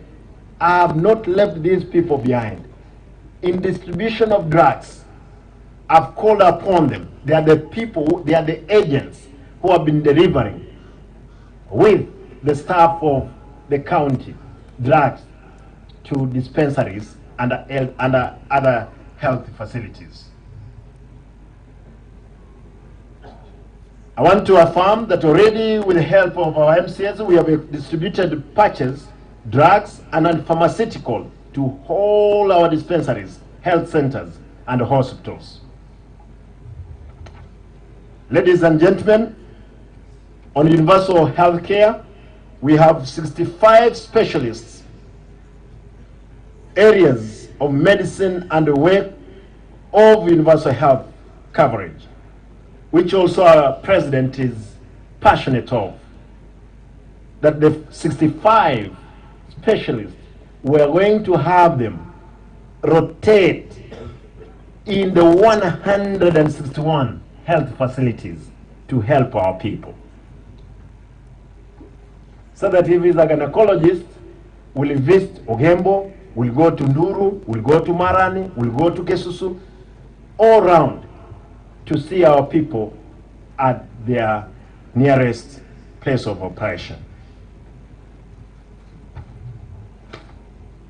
Ladies and gentlemen, I'm happy to report that while prioritizing the health service sector as a county, we are also engaged with Kenya United Kingdom Health Alliance, what we call KUKA initiative, which seek to turn around operations in the health sector in this region. To facilitate the enabling universal healthcare through the Sound Partnership, a formal Kenya-UK Health Alliance was established in 2021 at the request of Kenya High Commission, London, using funding from the Health Education England. For those ones on doubt why I went to State House, is because of this. I went to meet the president because of the Kenya-UK Health Alliance, where the UK export finance are pledged to give us $500 billion as a region, and the hub is Kisii. And that's why I went to the State House. I did not go there to do anything else. I'm happy that when we spoke to the president and our Minister for Education, Honorable Majogu has signed the memo to the cabinet as the same thing with his counterpart from health. Treasury has signed. I'm told the AG is waiting to sign. Probably God willing, and we pray that today it rains on us. Tomorrow, the cabinet memo, it will be going for the cabinet discussion, and the president promised that we realize getting this money here. And that was the reason why I went to State House. And my business, I'm among the 48 governments, and I have no business not to work with the national government. I'll work with the national government, and that's my business. Najua akili ni nywele na kila mtu ana zake. Mimi nahitaji maendeleo kwa watu wangu, wale ambao walinipigia kura, wale hawakunipigia. Ndio sababu hata ukiona rais mwenyewe, wengine hatukuwa tuna support yeye, lakini tumeundua kwamba hakuna roho safi, anataka maendeleo. Nijivute kando kweli? Hapana. Kwa hivyo tutashirikiana na mheshimiwa rais kuhakikisha kwamba hizi fedha ambazo ameahidi zitakuja itakuwa kwamba is legacy building.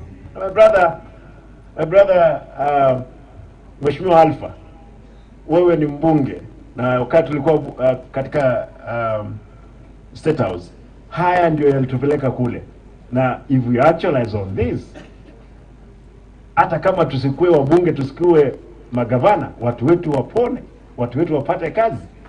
Ingine ni nini tutahitaji? Hiyo ndio tunataka. I told you this speech was too long, and I'm trying to, I've just spoke of this. Ladies and gentlemen, In the area of roads, public and works and transport, we will make sure and the use of the available funds and partnership with agencies to deliver good roads. I know it was said here, we don't have roads. We are putting in place after the supplementary. After the supplementary, you will see some work, good work, started by the county. Allow me to say this, lastly. I saw Mrefu you said of Nyambera. Another area of priority is urban development, where we are endeavoring to improve infrastructure development and amenities in line with the rising population in our urban areas and towns. Waste management has been a challenge in the Kisii municipality and other towns. And you have seen we are clearing the mountain of Nyambera West, or the dumping side. In another few days, we'll be having a park, a recreational park, where our young people, the elderly, when they have walked in town, they are tired, they can take a rest in that park.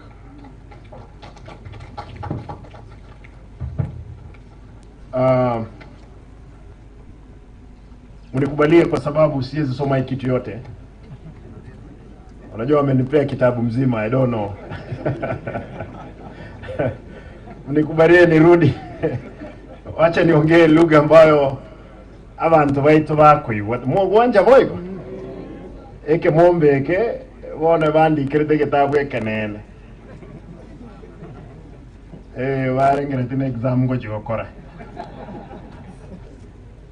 Abantu bamintu ntaite nkuwa nengokora chingaki bene cheke ne chingaki ntaite litanga nimbakire mbiyamono esenge njo mwatu akirite chikura mwatu akira chikura chinyinge chikura mwagete mwanga akirite chiarenge chikura 1270 echire umweshimiwa Machogu Olienko mbwatia ayabwate 1080. Oyo obwati tu mweshwa Machogu abwate chikura 1030. Igwa abantu karibu 1420 mbagetekura. Ndagete tubakire mbiyamono nanche bene mbakire mbiyamono abantu baminto. Thank you. Nyasaye abasen. Chira naliyete. Chira naliyete. Lazima nchikirani. Na kwanza igura ya avocado, ngakwana igura ya matoke, ngakwana igura ya amaua, ngakwana igura ya kawa, echai, emyaka etano ere motu yaitu. To konya na naba eshimiwa mwangere. Kyonya nto ikemia, na wato ikanwanye no 60. Emyaka ende tumawe ikemia. Chinyagitari chetu, mwaigwo gembo. Bobe. Lakini ndayiko promise iga. Abantu bamintu. Mwana ranko genda State House. Kana genda State House, tali pesa na chete kuli. Chiserikali tubwate Kenya chire chiserikali 48. Echie county chire 47. Ya national government ikora no mheshimiwa Ruto ikaba ya 48. Esensa yemo. Lazima tukore gasi ne serikali enene na lyokendekera atonye getotonyere gaiga. Mnabona ekena yendororo chibesa chi enusu a trillion echichire 500 billion Kenya shillings. Serikali ya UK usaba Ingereza etagete kwenda na gocha Kisii etenenere na boy geteneneru ne university ya Kisii emanye ko iranke Masinde Muriru Maseno na Egerton tibese kina kina chete ko represent ninde no mo president njanchirana nga kibesa kiri ekero Again, to go a memo, which is a cabinet, yes, I knew. But discuss, Chief such a chichigaiga, Nande, Bogimambo, Kobamuna Wole, Lasma would change.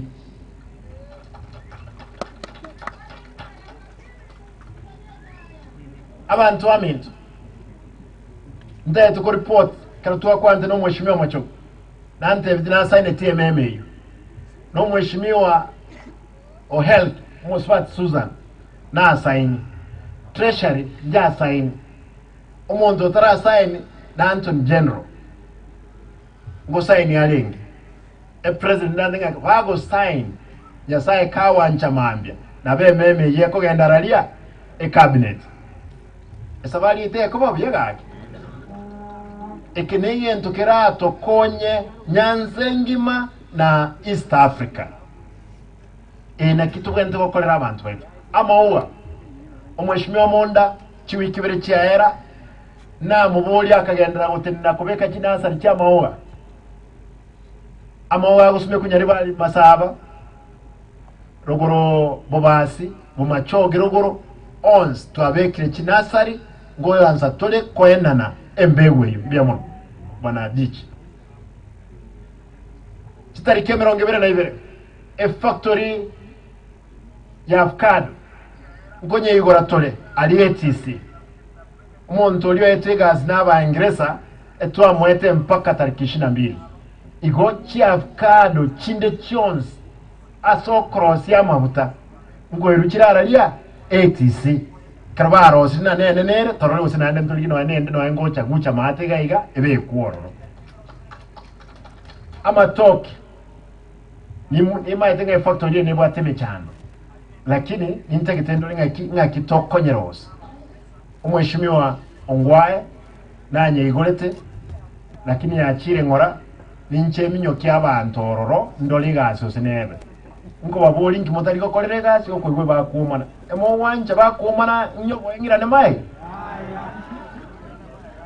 tigambo lya bananchi emotake tengira ne mai mo wanja tomiyo kani mpaka ebikoro tubyere tokolera abantegas abakoligas ve county mwanje tomiyo kani egasi ekolekane chipara ni mai teneme chando nyasaye ka wanja chiwiki nande ibere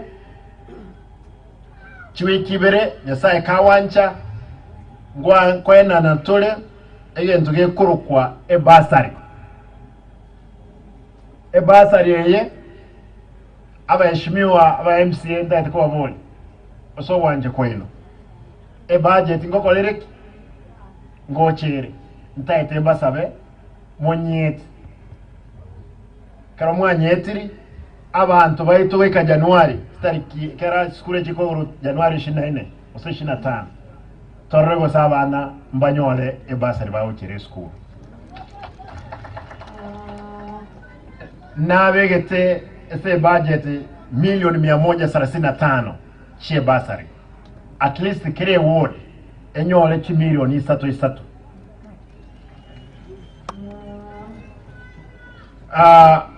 egetie yatendere mheshimiwa Nkwabulya ese budget nene nyasaye kawanja nchenga amera ba MCA bane torole chibesere ngitoko igano katata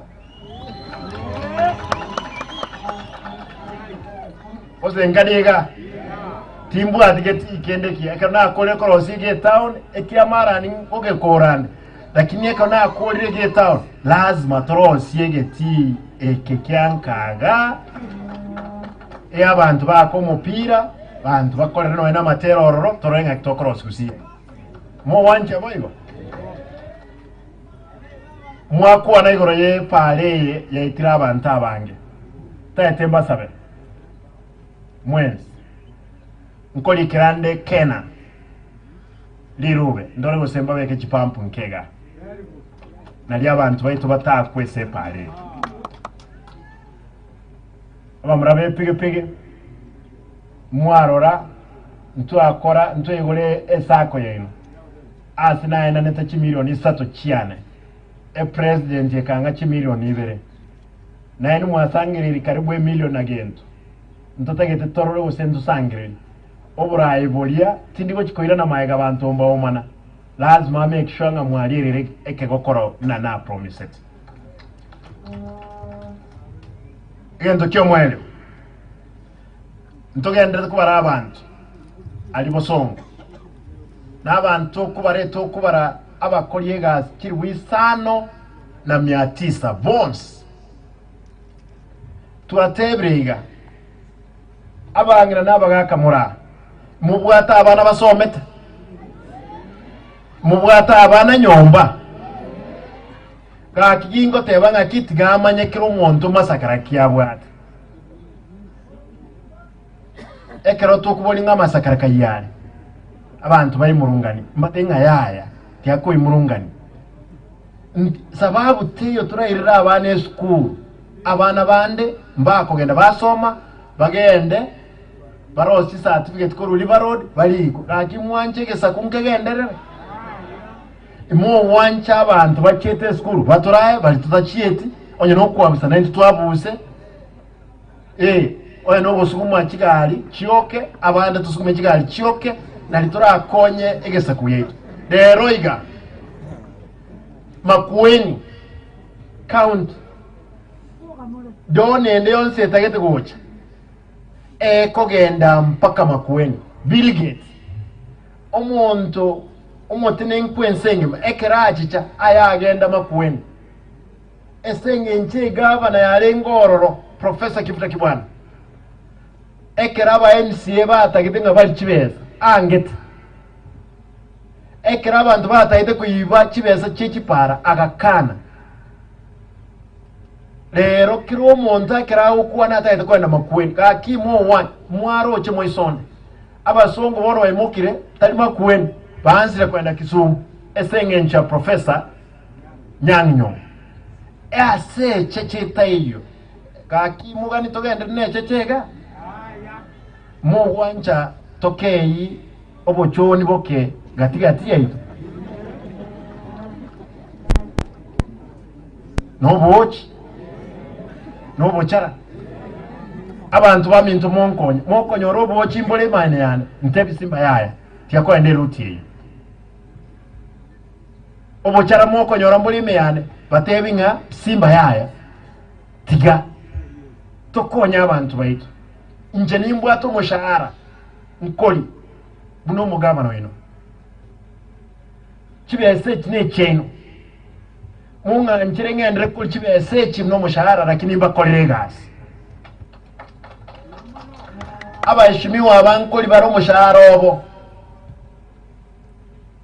Kibese cheno bali umushahara obo tubakolere gasi Kipara toros abantu baminto tigamba tebe egento kyogo kumya egento nkire abantu bakorte Kipara edeni tubwate yegasi yakole kante busongo ere 1.3 billion Kenya shillings 1.3 billion lakini na bekire ekamit yoko ligereli yoko chunguza banyore Kipara karibu 160 nchikole kaneti abataite basoka Kibeza na atebiringa ki contractors onde bwensi okolte gas nko gwaka na tole lakini onye tokole tie gas na ende kwalete te cream besa tiyo to okwa na ende lazima tokubwate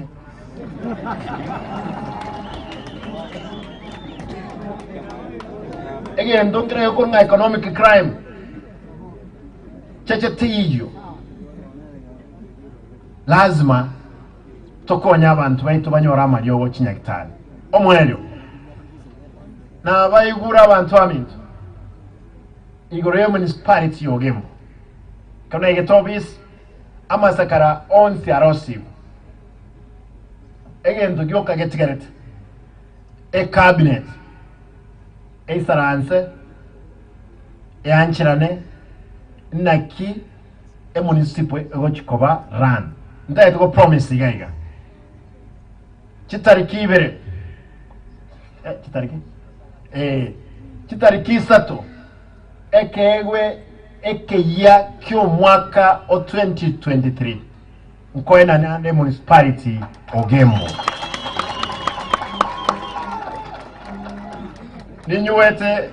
ninyuwete abantu bahansire nga ninche chairman ninche manager tige ebintu ebyo lichikondronga kitoko nyora manager chairman ekera ndo okoleta esengenjo nayo omonene we kenyoro eto kolete kerobwate chinguru chokoligidona etaoni yebenene eikere busongo igo nyuweta abantu baonire chingoko baonire amarimo bakonya kwisaranze ebyombe relax ninje gabana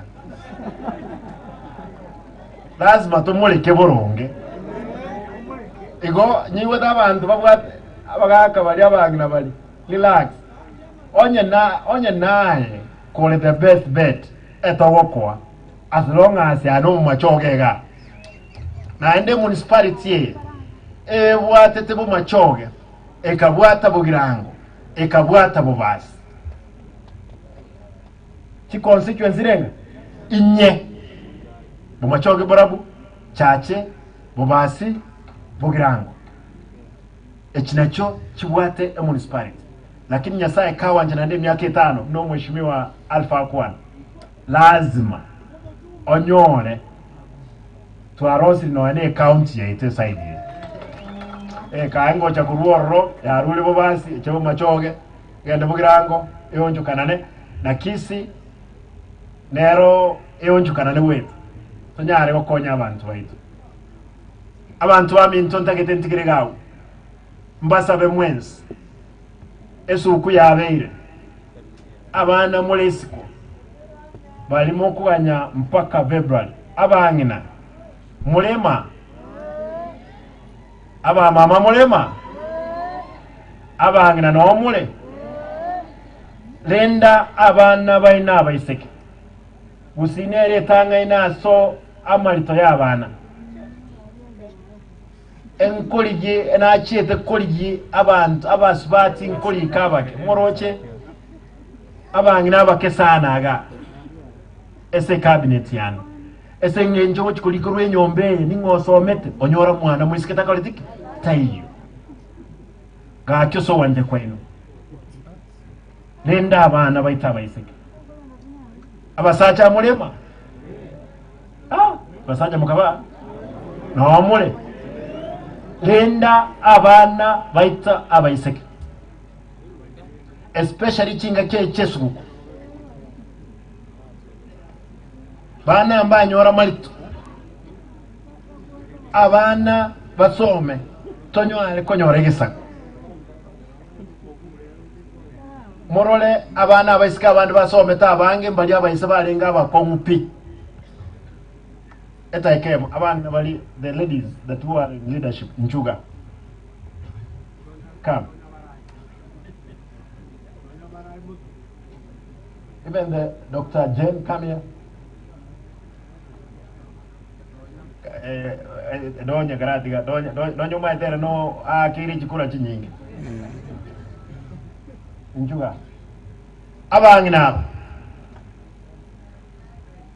aba uli ne lecturale KU wasomyale lakini wale say board ya assembly umonginoyo ena murusi East Africa ase serikali ya Mwetigas umonginoyo oyo no munyaribali ono munyaribali oyo no monchali umongino ne reverend osomet umongino na bako kolikire composition yeke German ama yeke German ya ukuwa na akolika chi proposal akolika kaki naye kule gali umongina ancha umwana ogonera chiko bamnabangina abaka mo wancha boibo abagaka tokolega asiyo na turakonya abantu wetu. Thank you.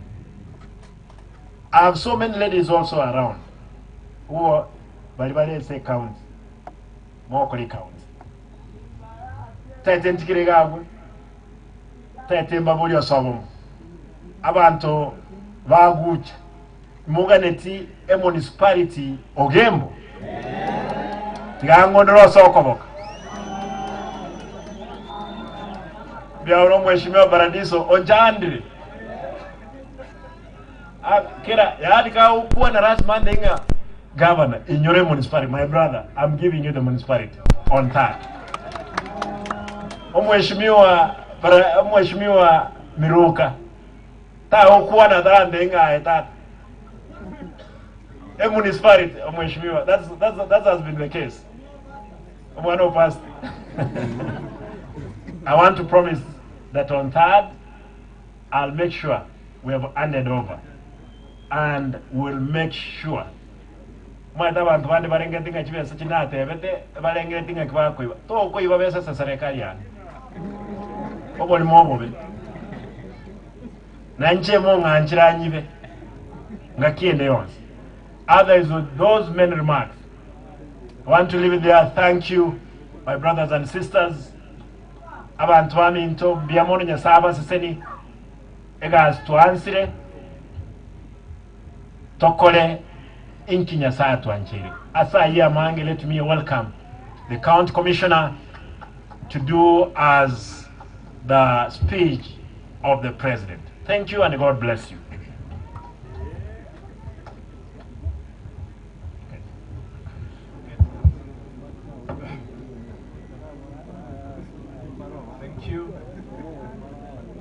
Honorable Governor, Kisii County, Deputy Governor,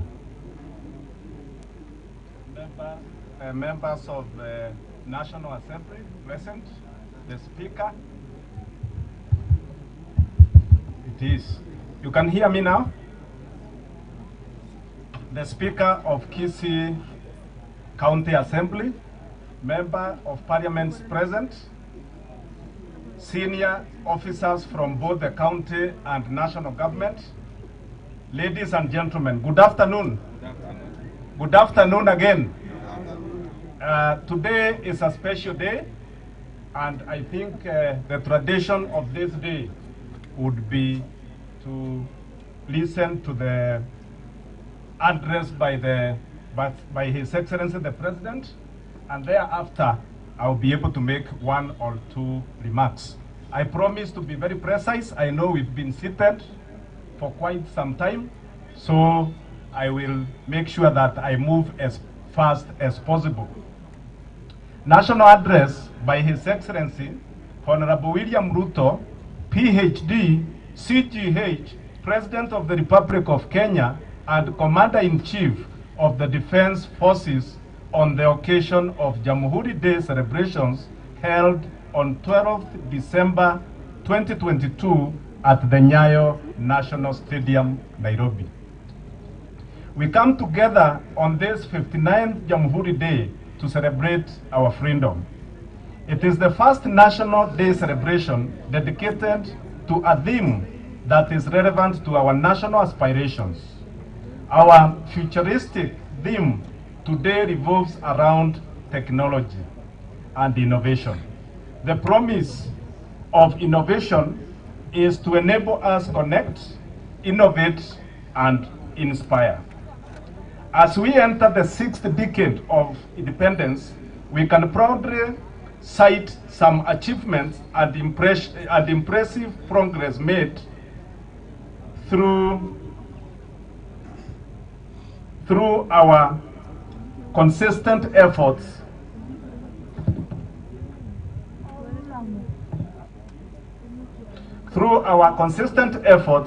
as evidence that our freedom struggle was neither an empty political adventure nor a reaction born of idle resentment.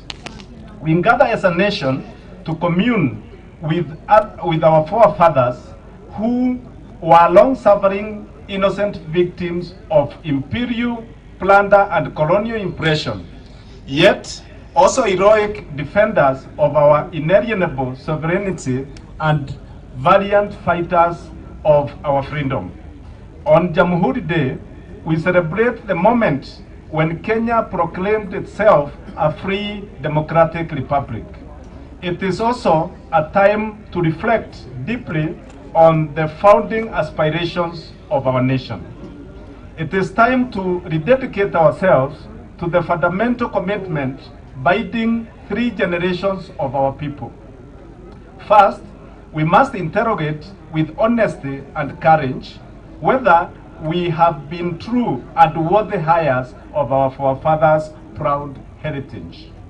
Second, we must have a candid discussion whether we have behaved well towards one another and the extent to which we have been mindful of justice, dignity, and freedom in our time. Third, we have to evaluate our desire, ability, and determination to be faithful trustees of future generations. By all human indicators, we have made admirable progress. 82% of our people know how to read and write. Any of them has fairly substantial levels of education with skills and professional qualifications to make Kenya truly self-reliant in every sector. Life expectancy has risen significantly, and we have eradicated polio and other diseases which in the old times decimated our people by their thousands. More children born in Kenya today live to see their 5th birthday than ever before, and the rate continues to increase at very encouraging pace. We have that 2,500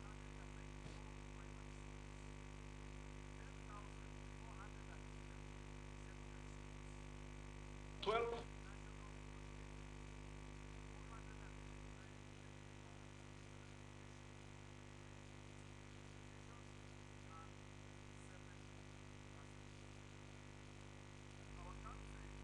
more secure. We have numbers of services. But the security threats are under control. The threats are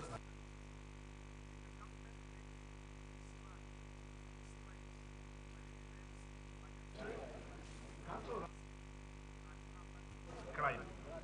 Our neighborhood may be rough, but we live in peace and fraternity with all our neighbors and play our role as a member of the regional and international community.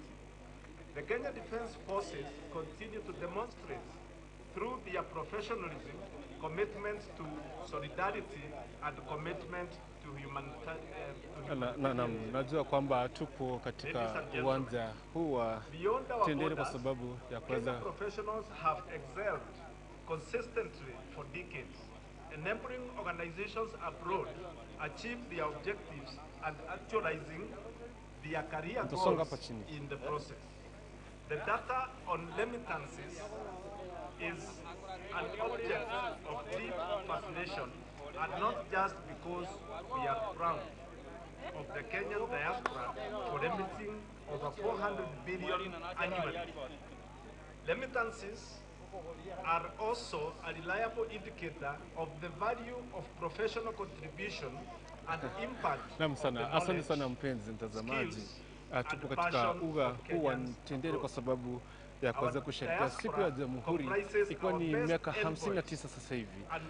Ningependa kuweza kupatiana taarifa ambazo yameweza kutokeza katika uwanja huu katika siku hii ya leo, wakati ambapo speech ya president ambapo inakuwa inasomwa na commissioner wa kaunti ya Kisii. Kuna baadhi ya yale maneno ama mambo ambayo yamejitokeza katika siku hii ya leo, kwa sababu siku ambayo ni ya kusherehekea pia siku ya kuweza kusema kwamba siku Kenya ambayo iliweza kupata republic mwaka wa 94 ambao sasa hivi imepita miaka 59. ni siku ambao pia tarehe 12 ni siku ambao ile ambao Kenya inaweza kujinyakulia uhuru ni tarehe hii ya 12 ya mwezi wa Disemba, na kisha baadaye Kenya kajisimamia baada ya mwaka mmoja ambao sasa hivi tunasherehekea kwa sababu kuweza kujisimamia kama Republic of Kenya. Na siku hii ya leo katika uwanja huu wa Tenderi, wakati ambapo serikali ya county ama gatuzi la Kisii County inaweza kufanya kutoa safari hii kusafirisha hadi katika uwanja wa Tendere, na shughuli ambayo gavana wa pili wa jimbo hili la Kisii amesema kwamba itakuwa hivyo katika kila sherehe ambazo zitakuwa zinafanywa kila mwaka ili kuweza kufanya ile inaitwa rotational celebrations kila sehemu ama kila katika constituency ambayo inapatikana katika gatuzi hili la kaunti ya Kisii. Amesema kwamba atafuata jinsi ambavyo rais wa kitambo kama rais Uhuru Kenyatta katika hapa nchini Kenya kuweza kupeleka shughuli moja kwa moja na kuweza kujua kwamba lazima watu wanafuata ile kwamba wanasherehekea pale mashinani. Hiyo ni kitu ambacho rais gavana wa kaunti ya Kisii katika nafasi hii kuweza kuhakikisha kwamba kila sherehe zinafanyiwa mbali na mji wa town ama mji na kisha baadaye kuweza kushika kwamba amesema kwamba ataenda kudili mambo na corruption katika kaunti hii ya Kisii, ambapo amesema kwamba licha zile sote ambazo zimekuwa tu zinazungumzwa na watu wengine, unajua kwamba katika kaunti hii ya Kisii County seneta ambaye waliweza kusimama pamoja naye katika mwaka huu katika uchaguzi wa mwaka huu waliweza kuweza kutengana kwa sababu ya kusema kwamba kutoelewana, na amesema kwamba licha yeye kuweza kushirika kwamba anahakikisha kwamba kuna audit ambayo inafanywa kwa wafanyakazi ambao wanafanya kazi katika gatuzi hili la Kisii County. Amesema kwamba lazima wapi ni nani anafanya kazi katika sekta fulani, na amejitetea kusema yeye hana lengo lolote ama kile kitu chochote cha kuweza kufanya ama kufuta mtu yote kutoka kazi hapa mjini na hapa katika gatuzi hili la itarudi katika kushughulika katika hiyo kwa sababu ya interruption katika wakazi wa eneo hili. Tutazungumza na kwanza huu watuambie kwamba sherehe hii wamepokea vipi, lakini kukufahamisha yale ambayo gavana amezungumzia siku hii ya leo, na kama si gavana peke yake na watu wengi wamezungumza kuhusu ile vita ambavyo viko katika kaunti hii ya Kisii. Kuna aina masema kwamba yale ambayo kutoka katika uwanja huu ni yale ambayo ni mengi ambayo yamechipuka kutoka wanasiasa wengi. Wamemshutumu sana seneta wa kaunti ya Kisii ambaye ni seneta Onyonka, ama amesema kwamba seneta kile ambacho anasema yale maneno ambayo amekuwa akisema pale nje, amesema kwamba wamemsuta sana kusema kwamba angekuja wameketi chini waweze kuzungumza na waweze kuelewana moja kwa moja. Na gavana amesema kwamba katika sekta ya agriculture anaenda kusimamia katika agriculture na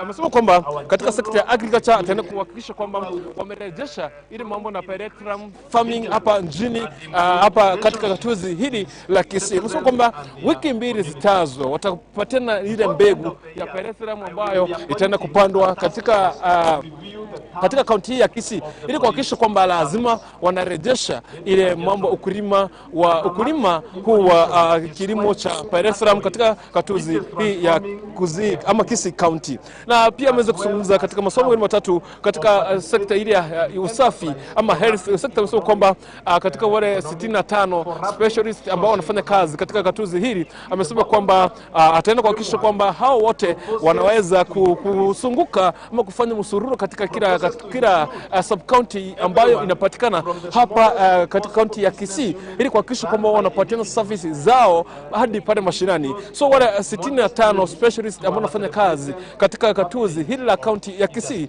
amesema kwamba anaenda kuhakikisha kwamba lazima wanazunguka katika kila sehemu hadi pale mashinani ili kuhakikisha kwamba lazima wanaweza kupeleka huduma zao pale mashinani na wale watu ambao hawajiwezi kufika katika sehemu mbalimbali. Lakini kitu moja amezungumzia kwamba katika hiyo sekta hii ya usafi amesema kwamba anaenda kuhakikisha kwamba anakujenga katika vituo vya afya katika gatuzi hili la Kisii ili kuhakikisha kwamba watu wanapata huduma ambazo zinapatikana pale mashinani na hakuna mtu ambaye anasunguka ama kusurura ama kwenda kutembea safari refu ili kupata huduma za afya. Na kisha baadaye amesema kwamba gavana pia Paul Simbarati amejitetea kusema kwamba yeye kupatana na President William Ruto ilikuwa ni kitu ambacho ya kuweza kuzungumza na ile shirika la Kenya na UK la kuweza kupatiana pesa takriban nusu bilioni ama 500 million shillings ambazo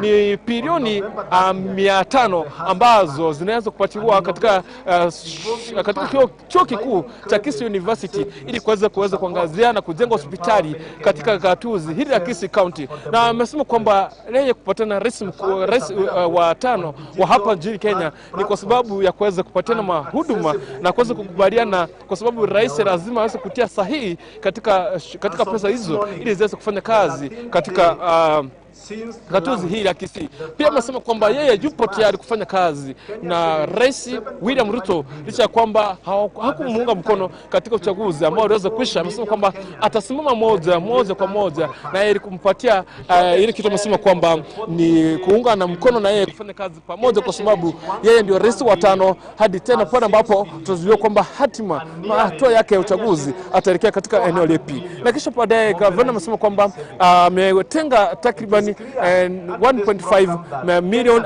shillings ambazo zinaenda kwa katika neno kupatiana katika ile sekta ya bursaries katika mwaka ujao. Amesema kwamba ametengeneza pesa kwa sababu mwaka ujao shule zikifunguliwa bursaries zitaweza kuashiria wanafunzi waweze kusoma. Na hiyo ni baadhi ya yale ambayo yameweza kutokeza hapa, na hasa lengo kuu ambalo liko katika uwanja huu ni kuweza kusherehekea siku ya Jamhuri ambayo ni miaka 59 sasa hivi. Na mengi ambayo yametokeza hapa, wanasiasa wamezungumza, baadhi ya wanasiasa wamesuta sana seneta kwa kuweza kujitenga na kufanya kazi na gavana, licha ya kwamba waweza kusimama pamoja na kufanya kazi pamoja, kufanya kampeni pamoja, na wakasema kwamba watafanya kazi pamoja. Wamesuta sana kutoka wale watu wa kutoka maeneo ya Kitutu chache ama Kitutu kwa jumla, kwa sababu ya kusema kwamba wamejitenga na kutofanya kazi na rais na gavana wa pili wa jimbo la Kisii. Hayo ni baadhi ya mengine ambayo imejitokeza katika uwanja huu wa Tendere, na ambapo nimekufahamisha kwamba gavana amesema kwamba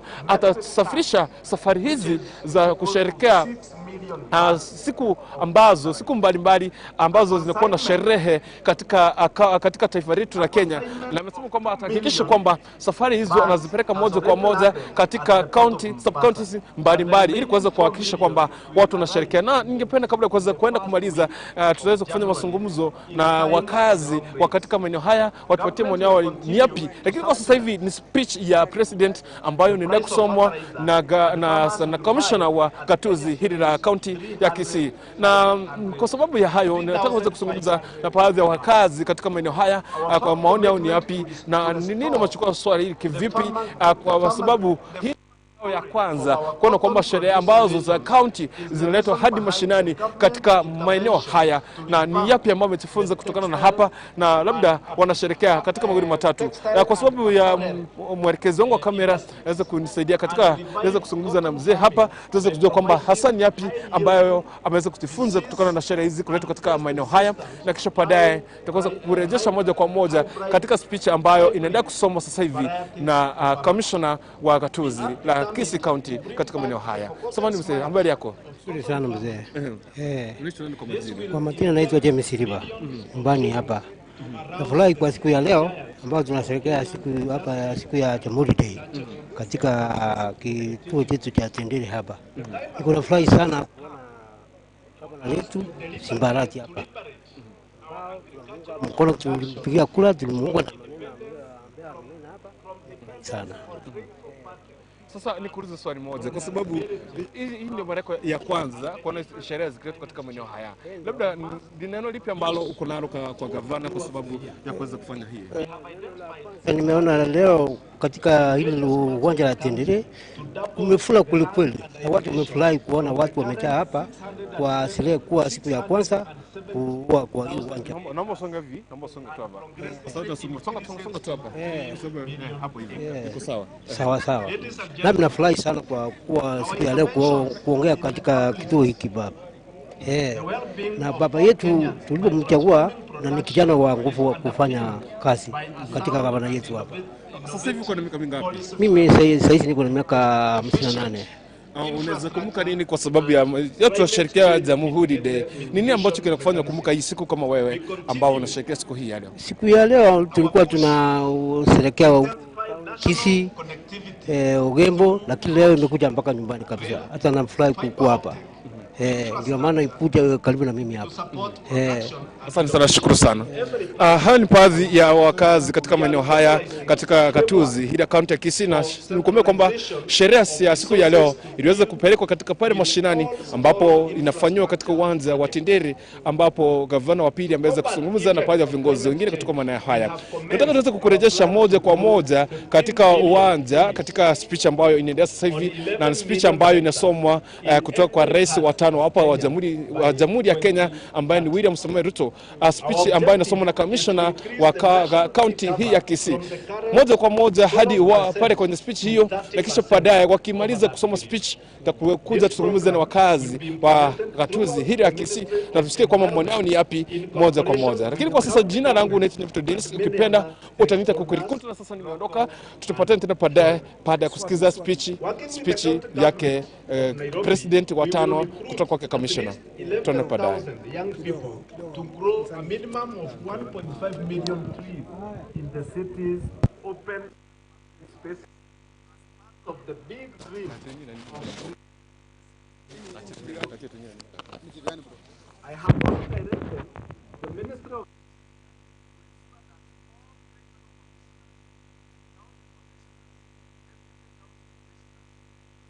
County Commissioners, Chiefs, Assistant Chiefs, and Nyumba Kumi officials mobilize the public drive for national tree planting culture. The exercise will be coordinated at the locational level and cascaded downwards.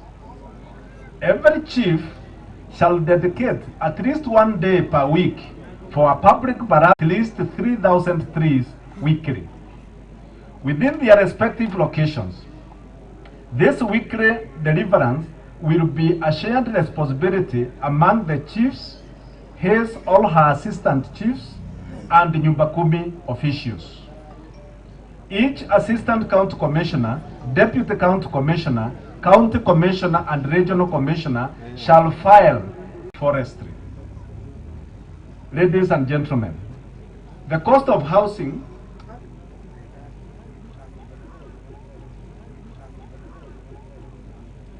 is a heavy burden to the majority of Kenyans and is the major factor driving the proliferation of slums.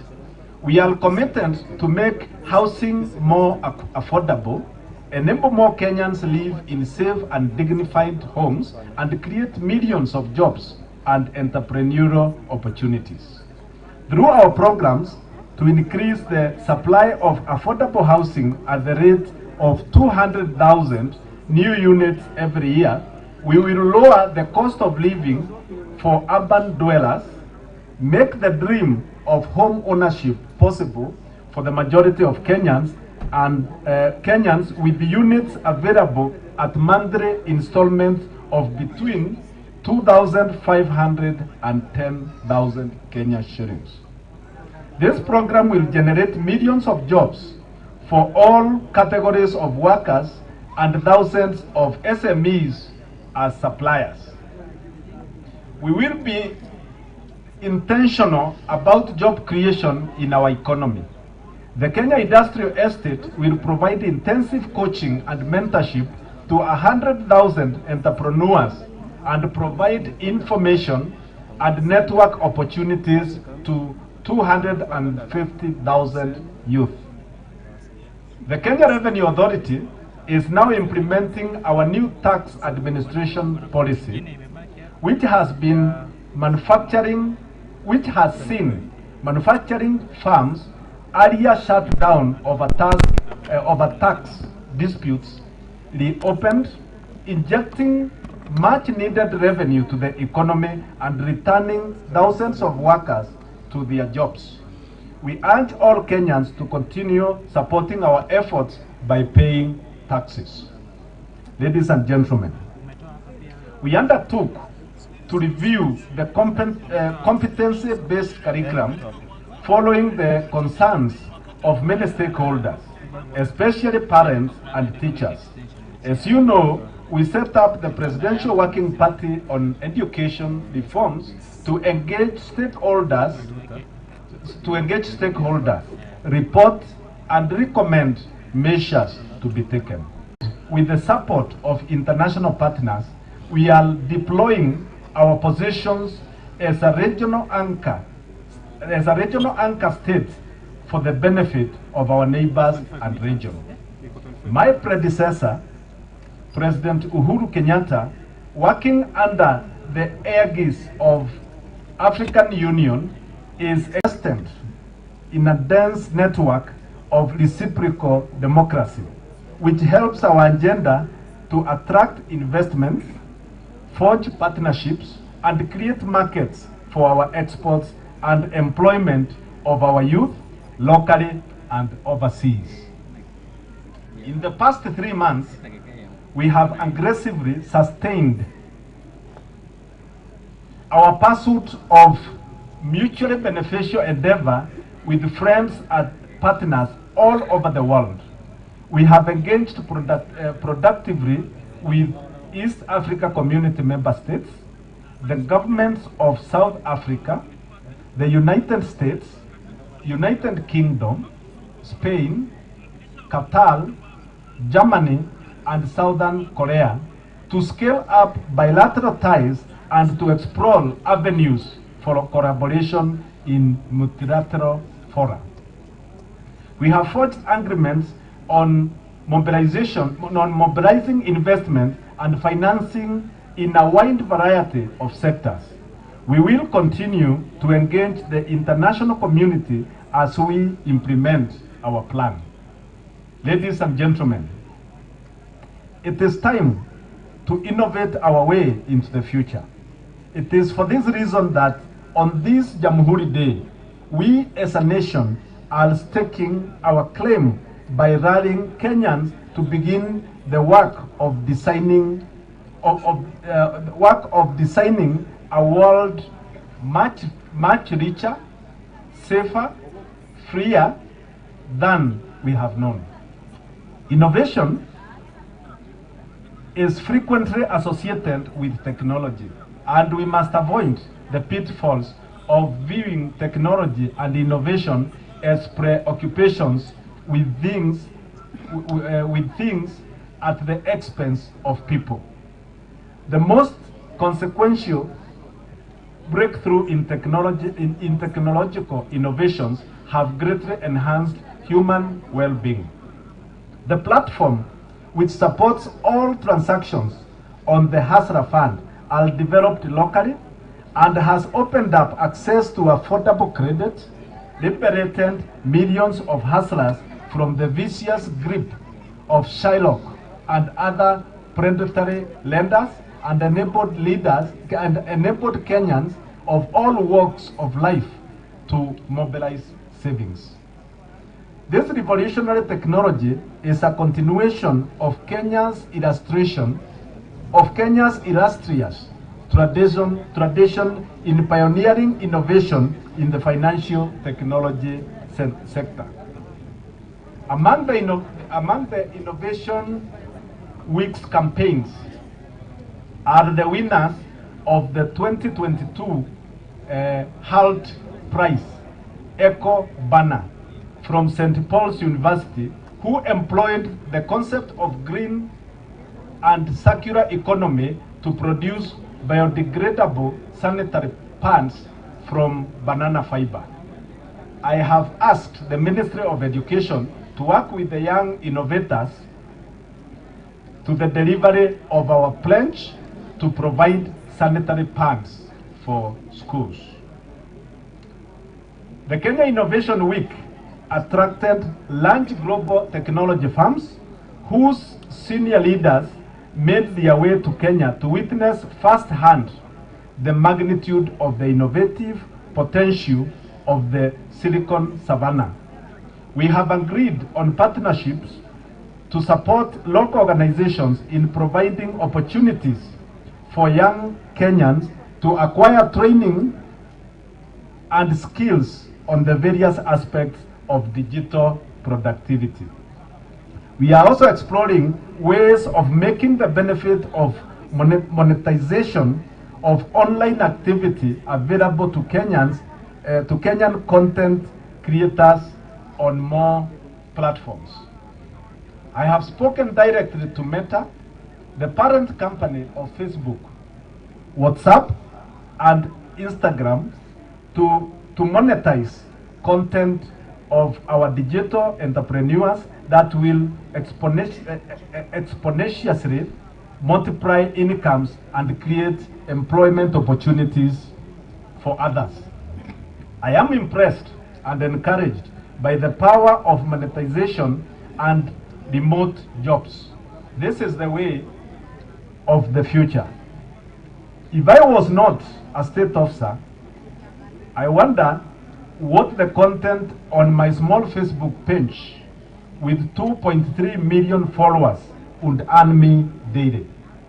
As we have all witnessed today from performances that have given us thrilling entertainment, our creative sector is ready with thousands of highly talented and promising youth waiting to seize opportunities to stream high quality content for monetization.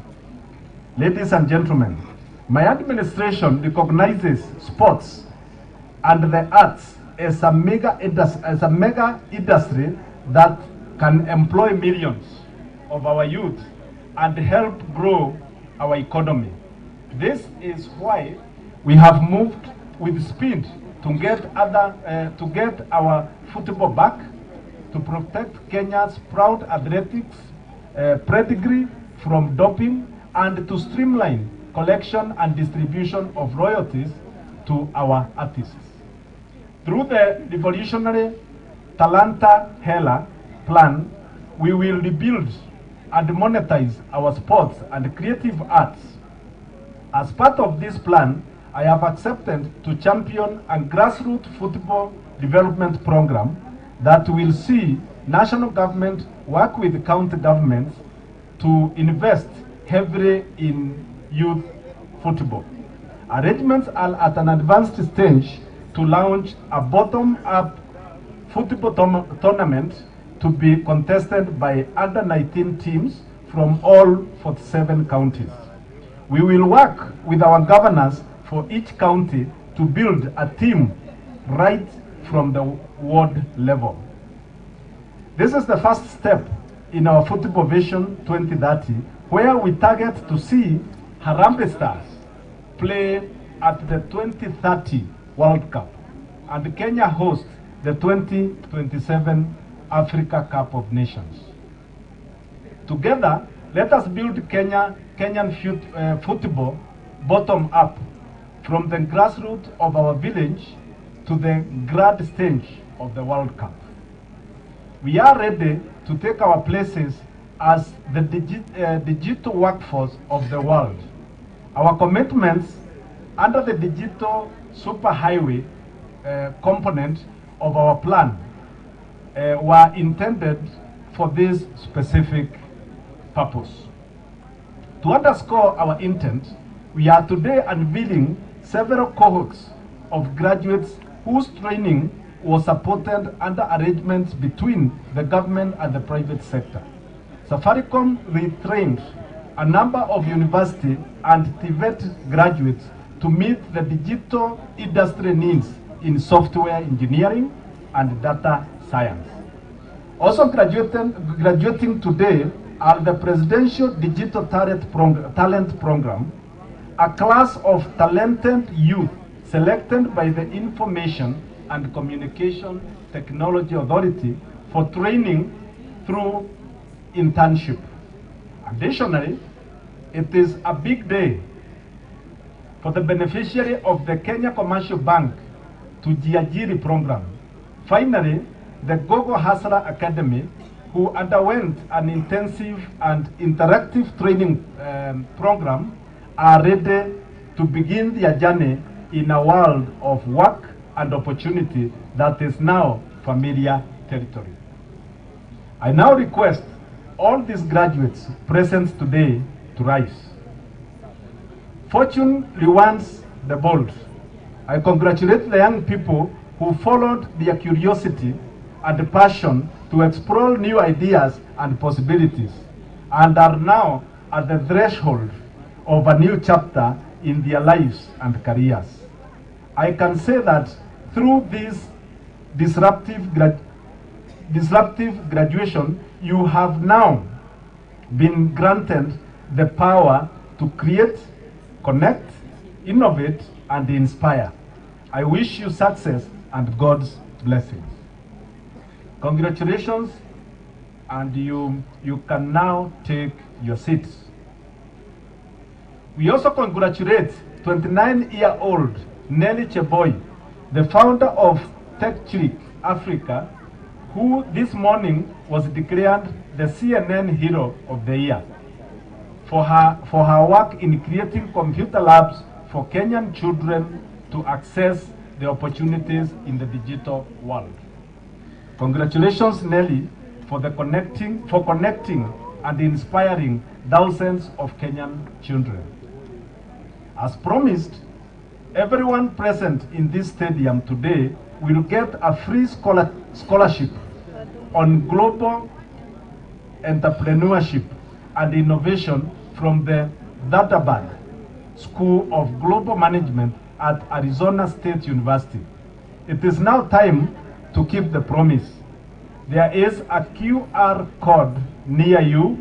Scan and access the scholarship now. A 16-unit course that would have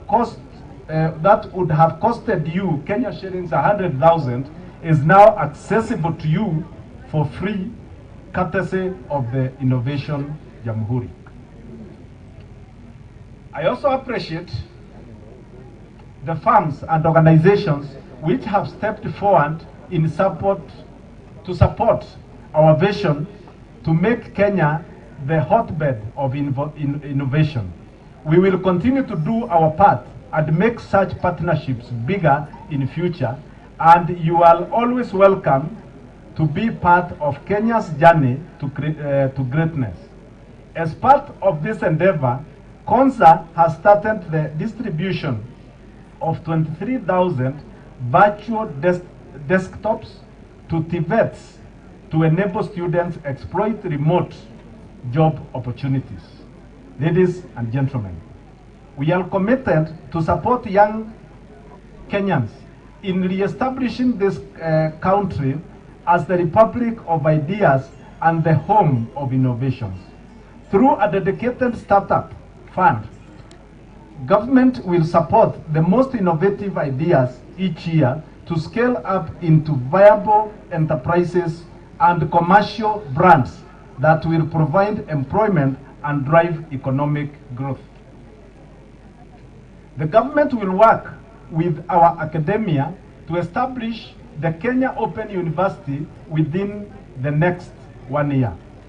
I urge our scholars and intellectuals to play their part in democratizing education and open the way for anyone and everyone to quench their thirst for knowledge, education, and training.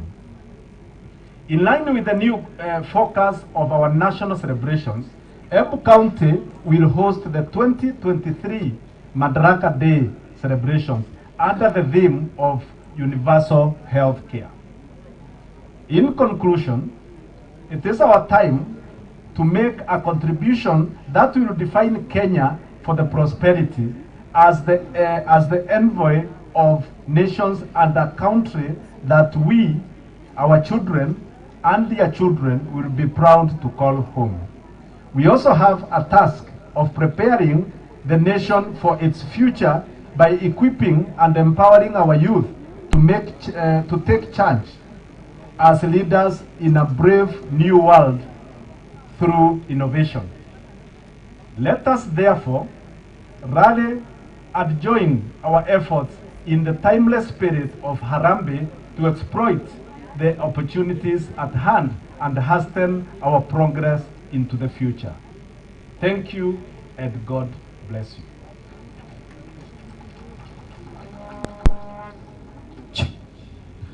Asante sana County Commissioner.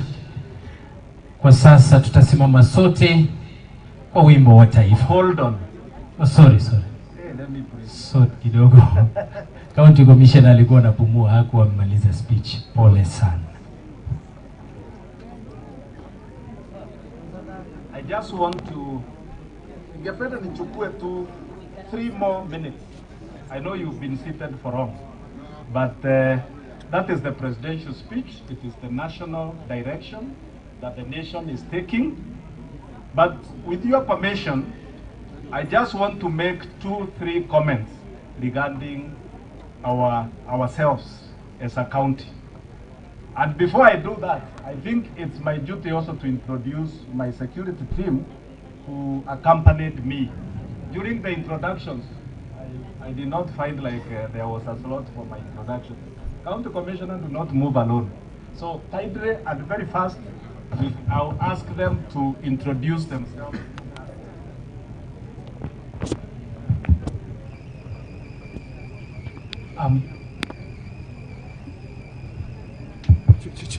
Yes.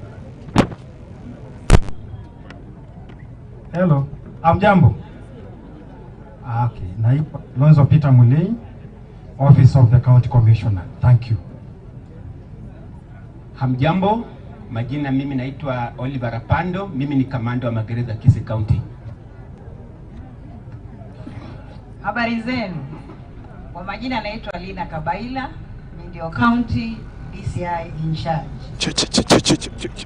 Hamjambo wote. Kwa majina naitwa Winnie Onyimbo, Administration Police County Siku Commander. Amjamboni, Dr. Musyoki Mutungi, the County Police Commander. Thank you. Thank you. That is the team that accompanied me, my county security team. As I had promised, nataka tu niseme mawili matatu kuhusiana na mambo yetu. Ya kwanza, ningependa niseme ya kwamba kama team ya National Celebrations ya County, tumefurahi sana kwa watu wa Bomachoge Chache kutu host na kutu entertain na kuwa na sisi. Thank you very much. On behalf of the organizing committee, ningependa nichukue nafasi hii niwaambie asanteni sana, and we have felt part and parcel of you here. Ya pili ambaye ningependa kusema ni kwamba muda wa siasa naona uliisha na uchaguzi. Kwa hivyo mwito yangu kwa viongozi wote ambaye walichaguliwa, kwanza ningependa niseme pongezi kwamba uliweza kuchaguliwa katika kiti kile ambacho ulichaguliwa. Congratulations. Secondly, I would also want to urge you on the same breath kwamba sasa ni wakati wa kupeana maendeleo kwa wananchi. Tafadhali wacha to reduce the political temperature. Si ni kweli? We have spent a lot of energy in the last 1 year that gearing up to the general elections. Si ni kweli? Ambapo tulifika mahali tukawa kama tumesimamisha kila kitu, tunafikiria mambo ya siasa. Na hiyo ikafika, tukafanya uchaguzi mzuri sana ambaye haikuwa na matatizo yoyote, na tukaweka viongozi kwa viti. Tafadhali sasa, let us rally our people to delivering what we promise we deliver them. We have a very heavy responsibility wherever you are, whether it's the governor, whether it's the MCA, whether it's the commissioner, whether it's the whoever you are in this government, you have a big responsibility of taking Kisii to the next level. So let us have deliberation on how we can deliver on our promises to the people of Kisii, other than some things that are not helping the county. Hiyo ningependa niwaombe kwa unyenyekevu sana. Secondly, ningependa niseme mambo ya exams. Tunaendelea na mitihani yetu. Tulifanya mitihani ya KCPE tukamaliza, tukafanya mitihani ya KPSE tukamaliza, na sasa tunaendelea na mitihani yetu ya KCSE. Two things about it. Walimu wetu, and I want to go straight, walimu wetu, you are still making efforts to do malpractices in our examinations. Niliona timu kubwa sana hapa ya NAT. I hope they are still with us. Good, thank you very much. Walimu wetu, ningependa ni appeal through NAT. We respect you, we entrust you with our children, we entrust you with the examination. You cannot again be the same person who is promoting malpractice in examinations. I want to say that we shall be very, very severe. We shall be very strict. We shall be on lookout. Anybody doing any examination malpractice, we shall deal with you firmly and according to the law. And I will appeal to our security agencies now to be more vigilant on that. I think we should now, it is criminal, isn't it? Is it not criminalized? Yes, there's nothing civil. So you will not be dealt with in a civil manner. You will be dealt with as a criminal, if you know what that means. So from today, that is the gear that we are engaging. We must have examinations that are free, fair, free from any malpractices. Na wale ambaye wali attempt, ambaye tuko na wao, I want to assure you that we shall follow the full navigation of the law to make sure that you get what you deserve legally. Kitu kingine ambacho ningependa kusema ni kwamba we have had, still related to the examinations. During our examinations so far, we have 10 students ambaye they have given birth in the process of, or rather during examinations so far. The other thing I want to say is that let us leave our girls to learn during their learning age. Why are we having girls who are giving birth instead of doing the examination? How fair are you? Who is impregnating these girls? Eh? Is it the teacher?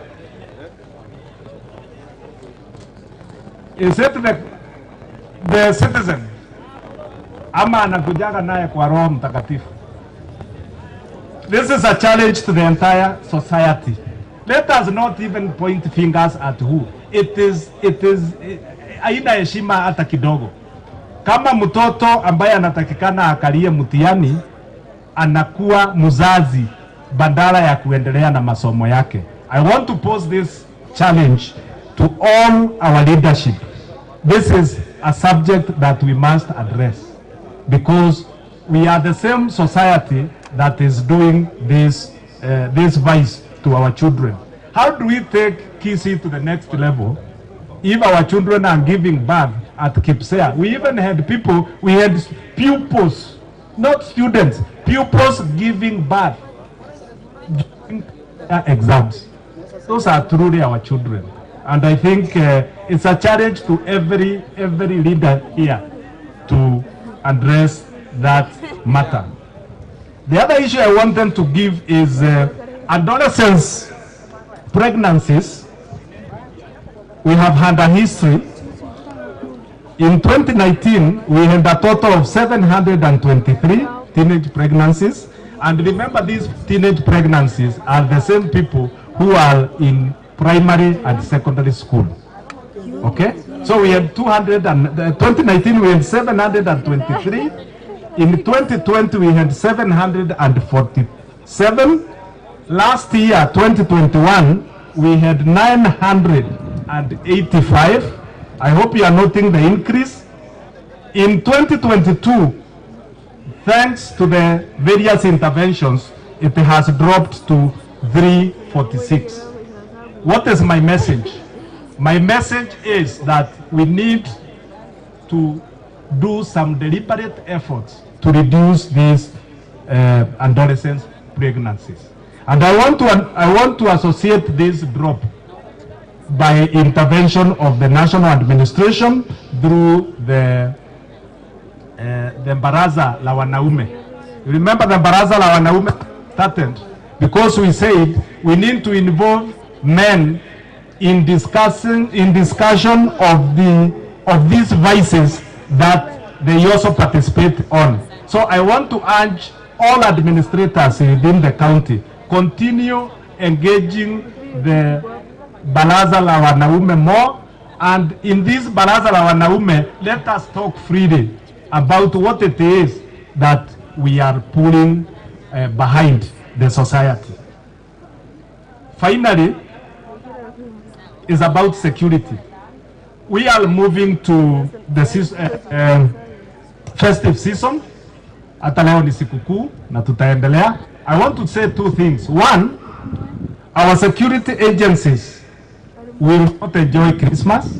We shall be out here ensuring that we provide security to each and every citizen of this county. Secondly, I want to condemn a culture. There is a culture here that after every meeting, I hope this one will not happen today, people fight and maim others. Watu wakimaliza mkutano, labda hawajafurahi, wanaenda wanapigana wakielekea. You remember the incident that was at the governor's meeting kwa kiwanja. Watu wakienda nyumbani wakapigana. I'm happy to report that we were able to take a total of 4. 4 of the perpetrators, we took them to court. And we shall continue being vigilant. Hatutakubali uweze kuumiza mwenzako for whatever reason. Ati sababu hujakubaliana na vile anasema.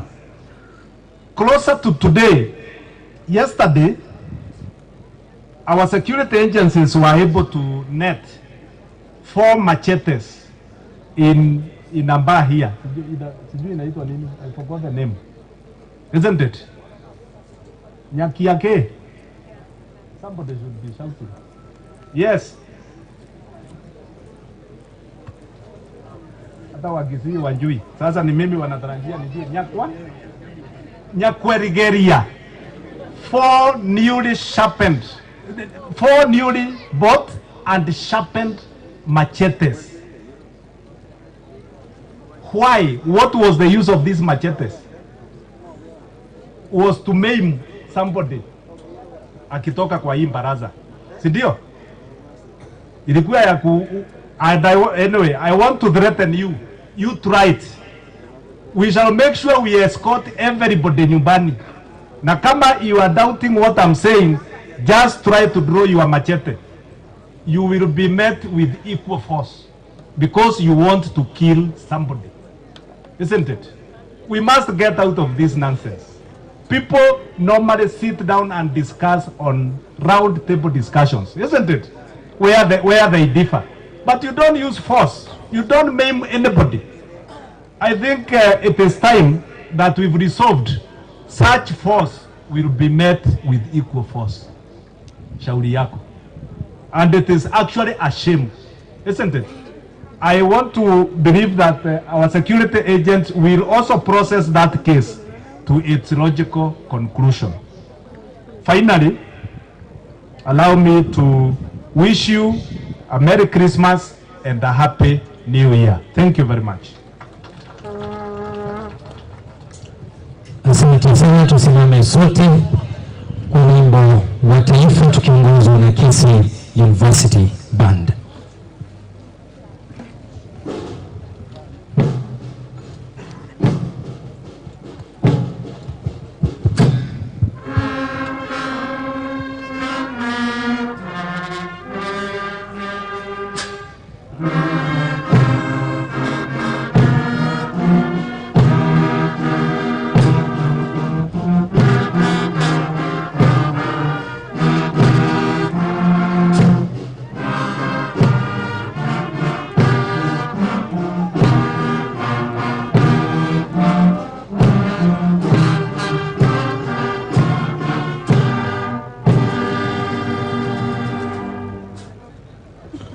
Asante sana, tutaomba Excellency tuweze kuketi chini na nchi tukufu tutaketi chini wakati Excellency na wengine wengine kulipo rasmi. Asante sana. DJ utatupa wimbo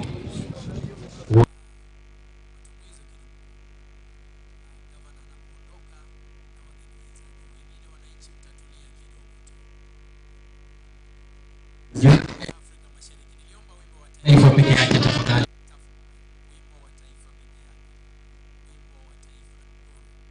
Taifa peke yake.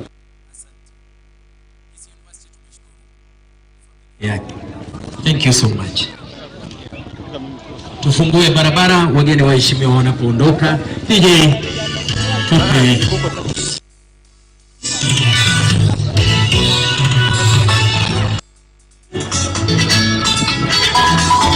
kufungua pale magari ya gavana, deputy governor, county commissioner wakiondoka. Security hakikisha funga.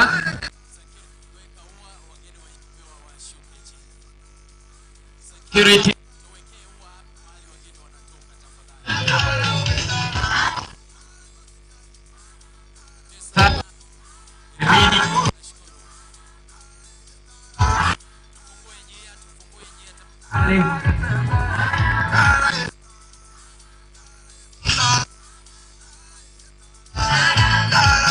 tufungue njia wageni waheshimiwa.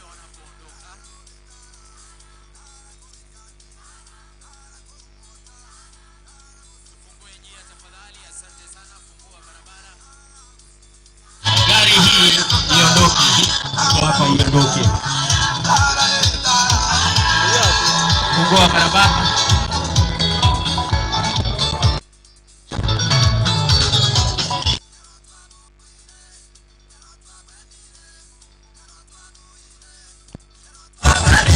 Chini ya maji. Tafadhali gari zote kuondoka ndipo sawa wananchi tuweze kufuata. Tunashukuru sana kusherehekea sikukuu hii ya Madaraka. Mwenyezi Mungu aweze kuwabariki tutakapoendelea.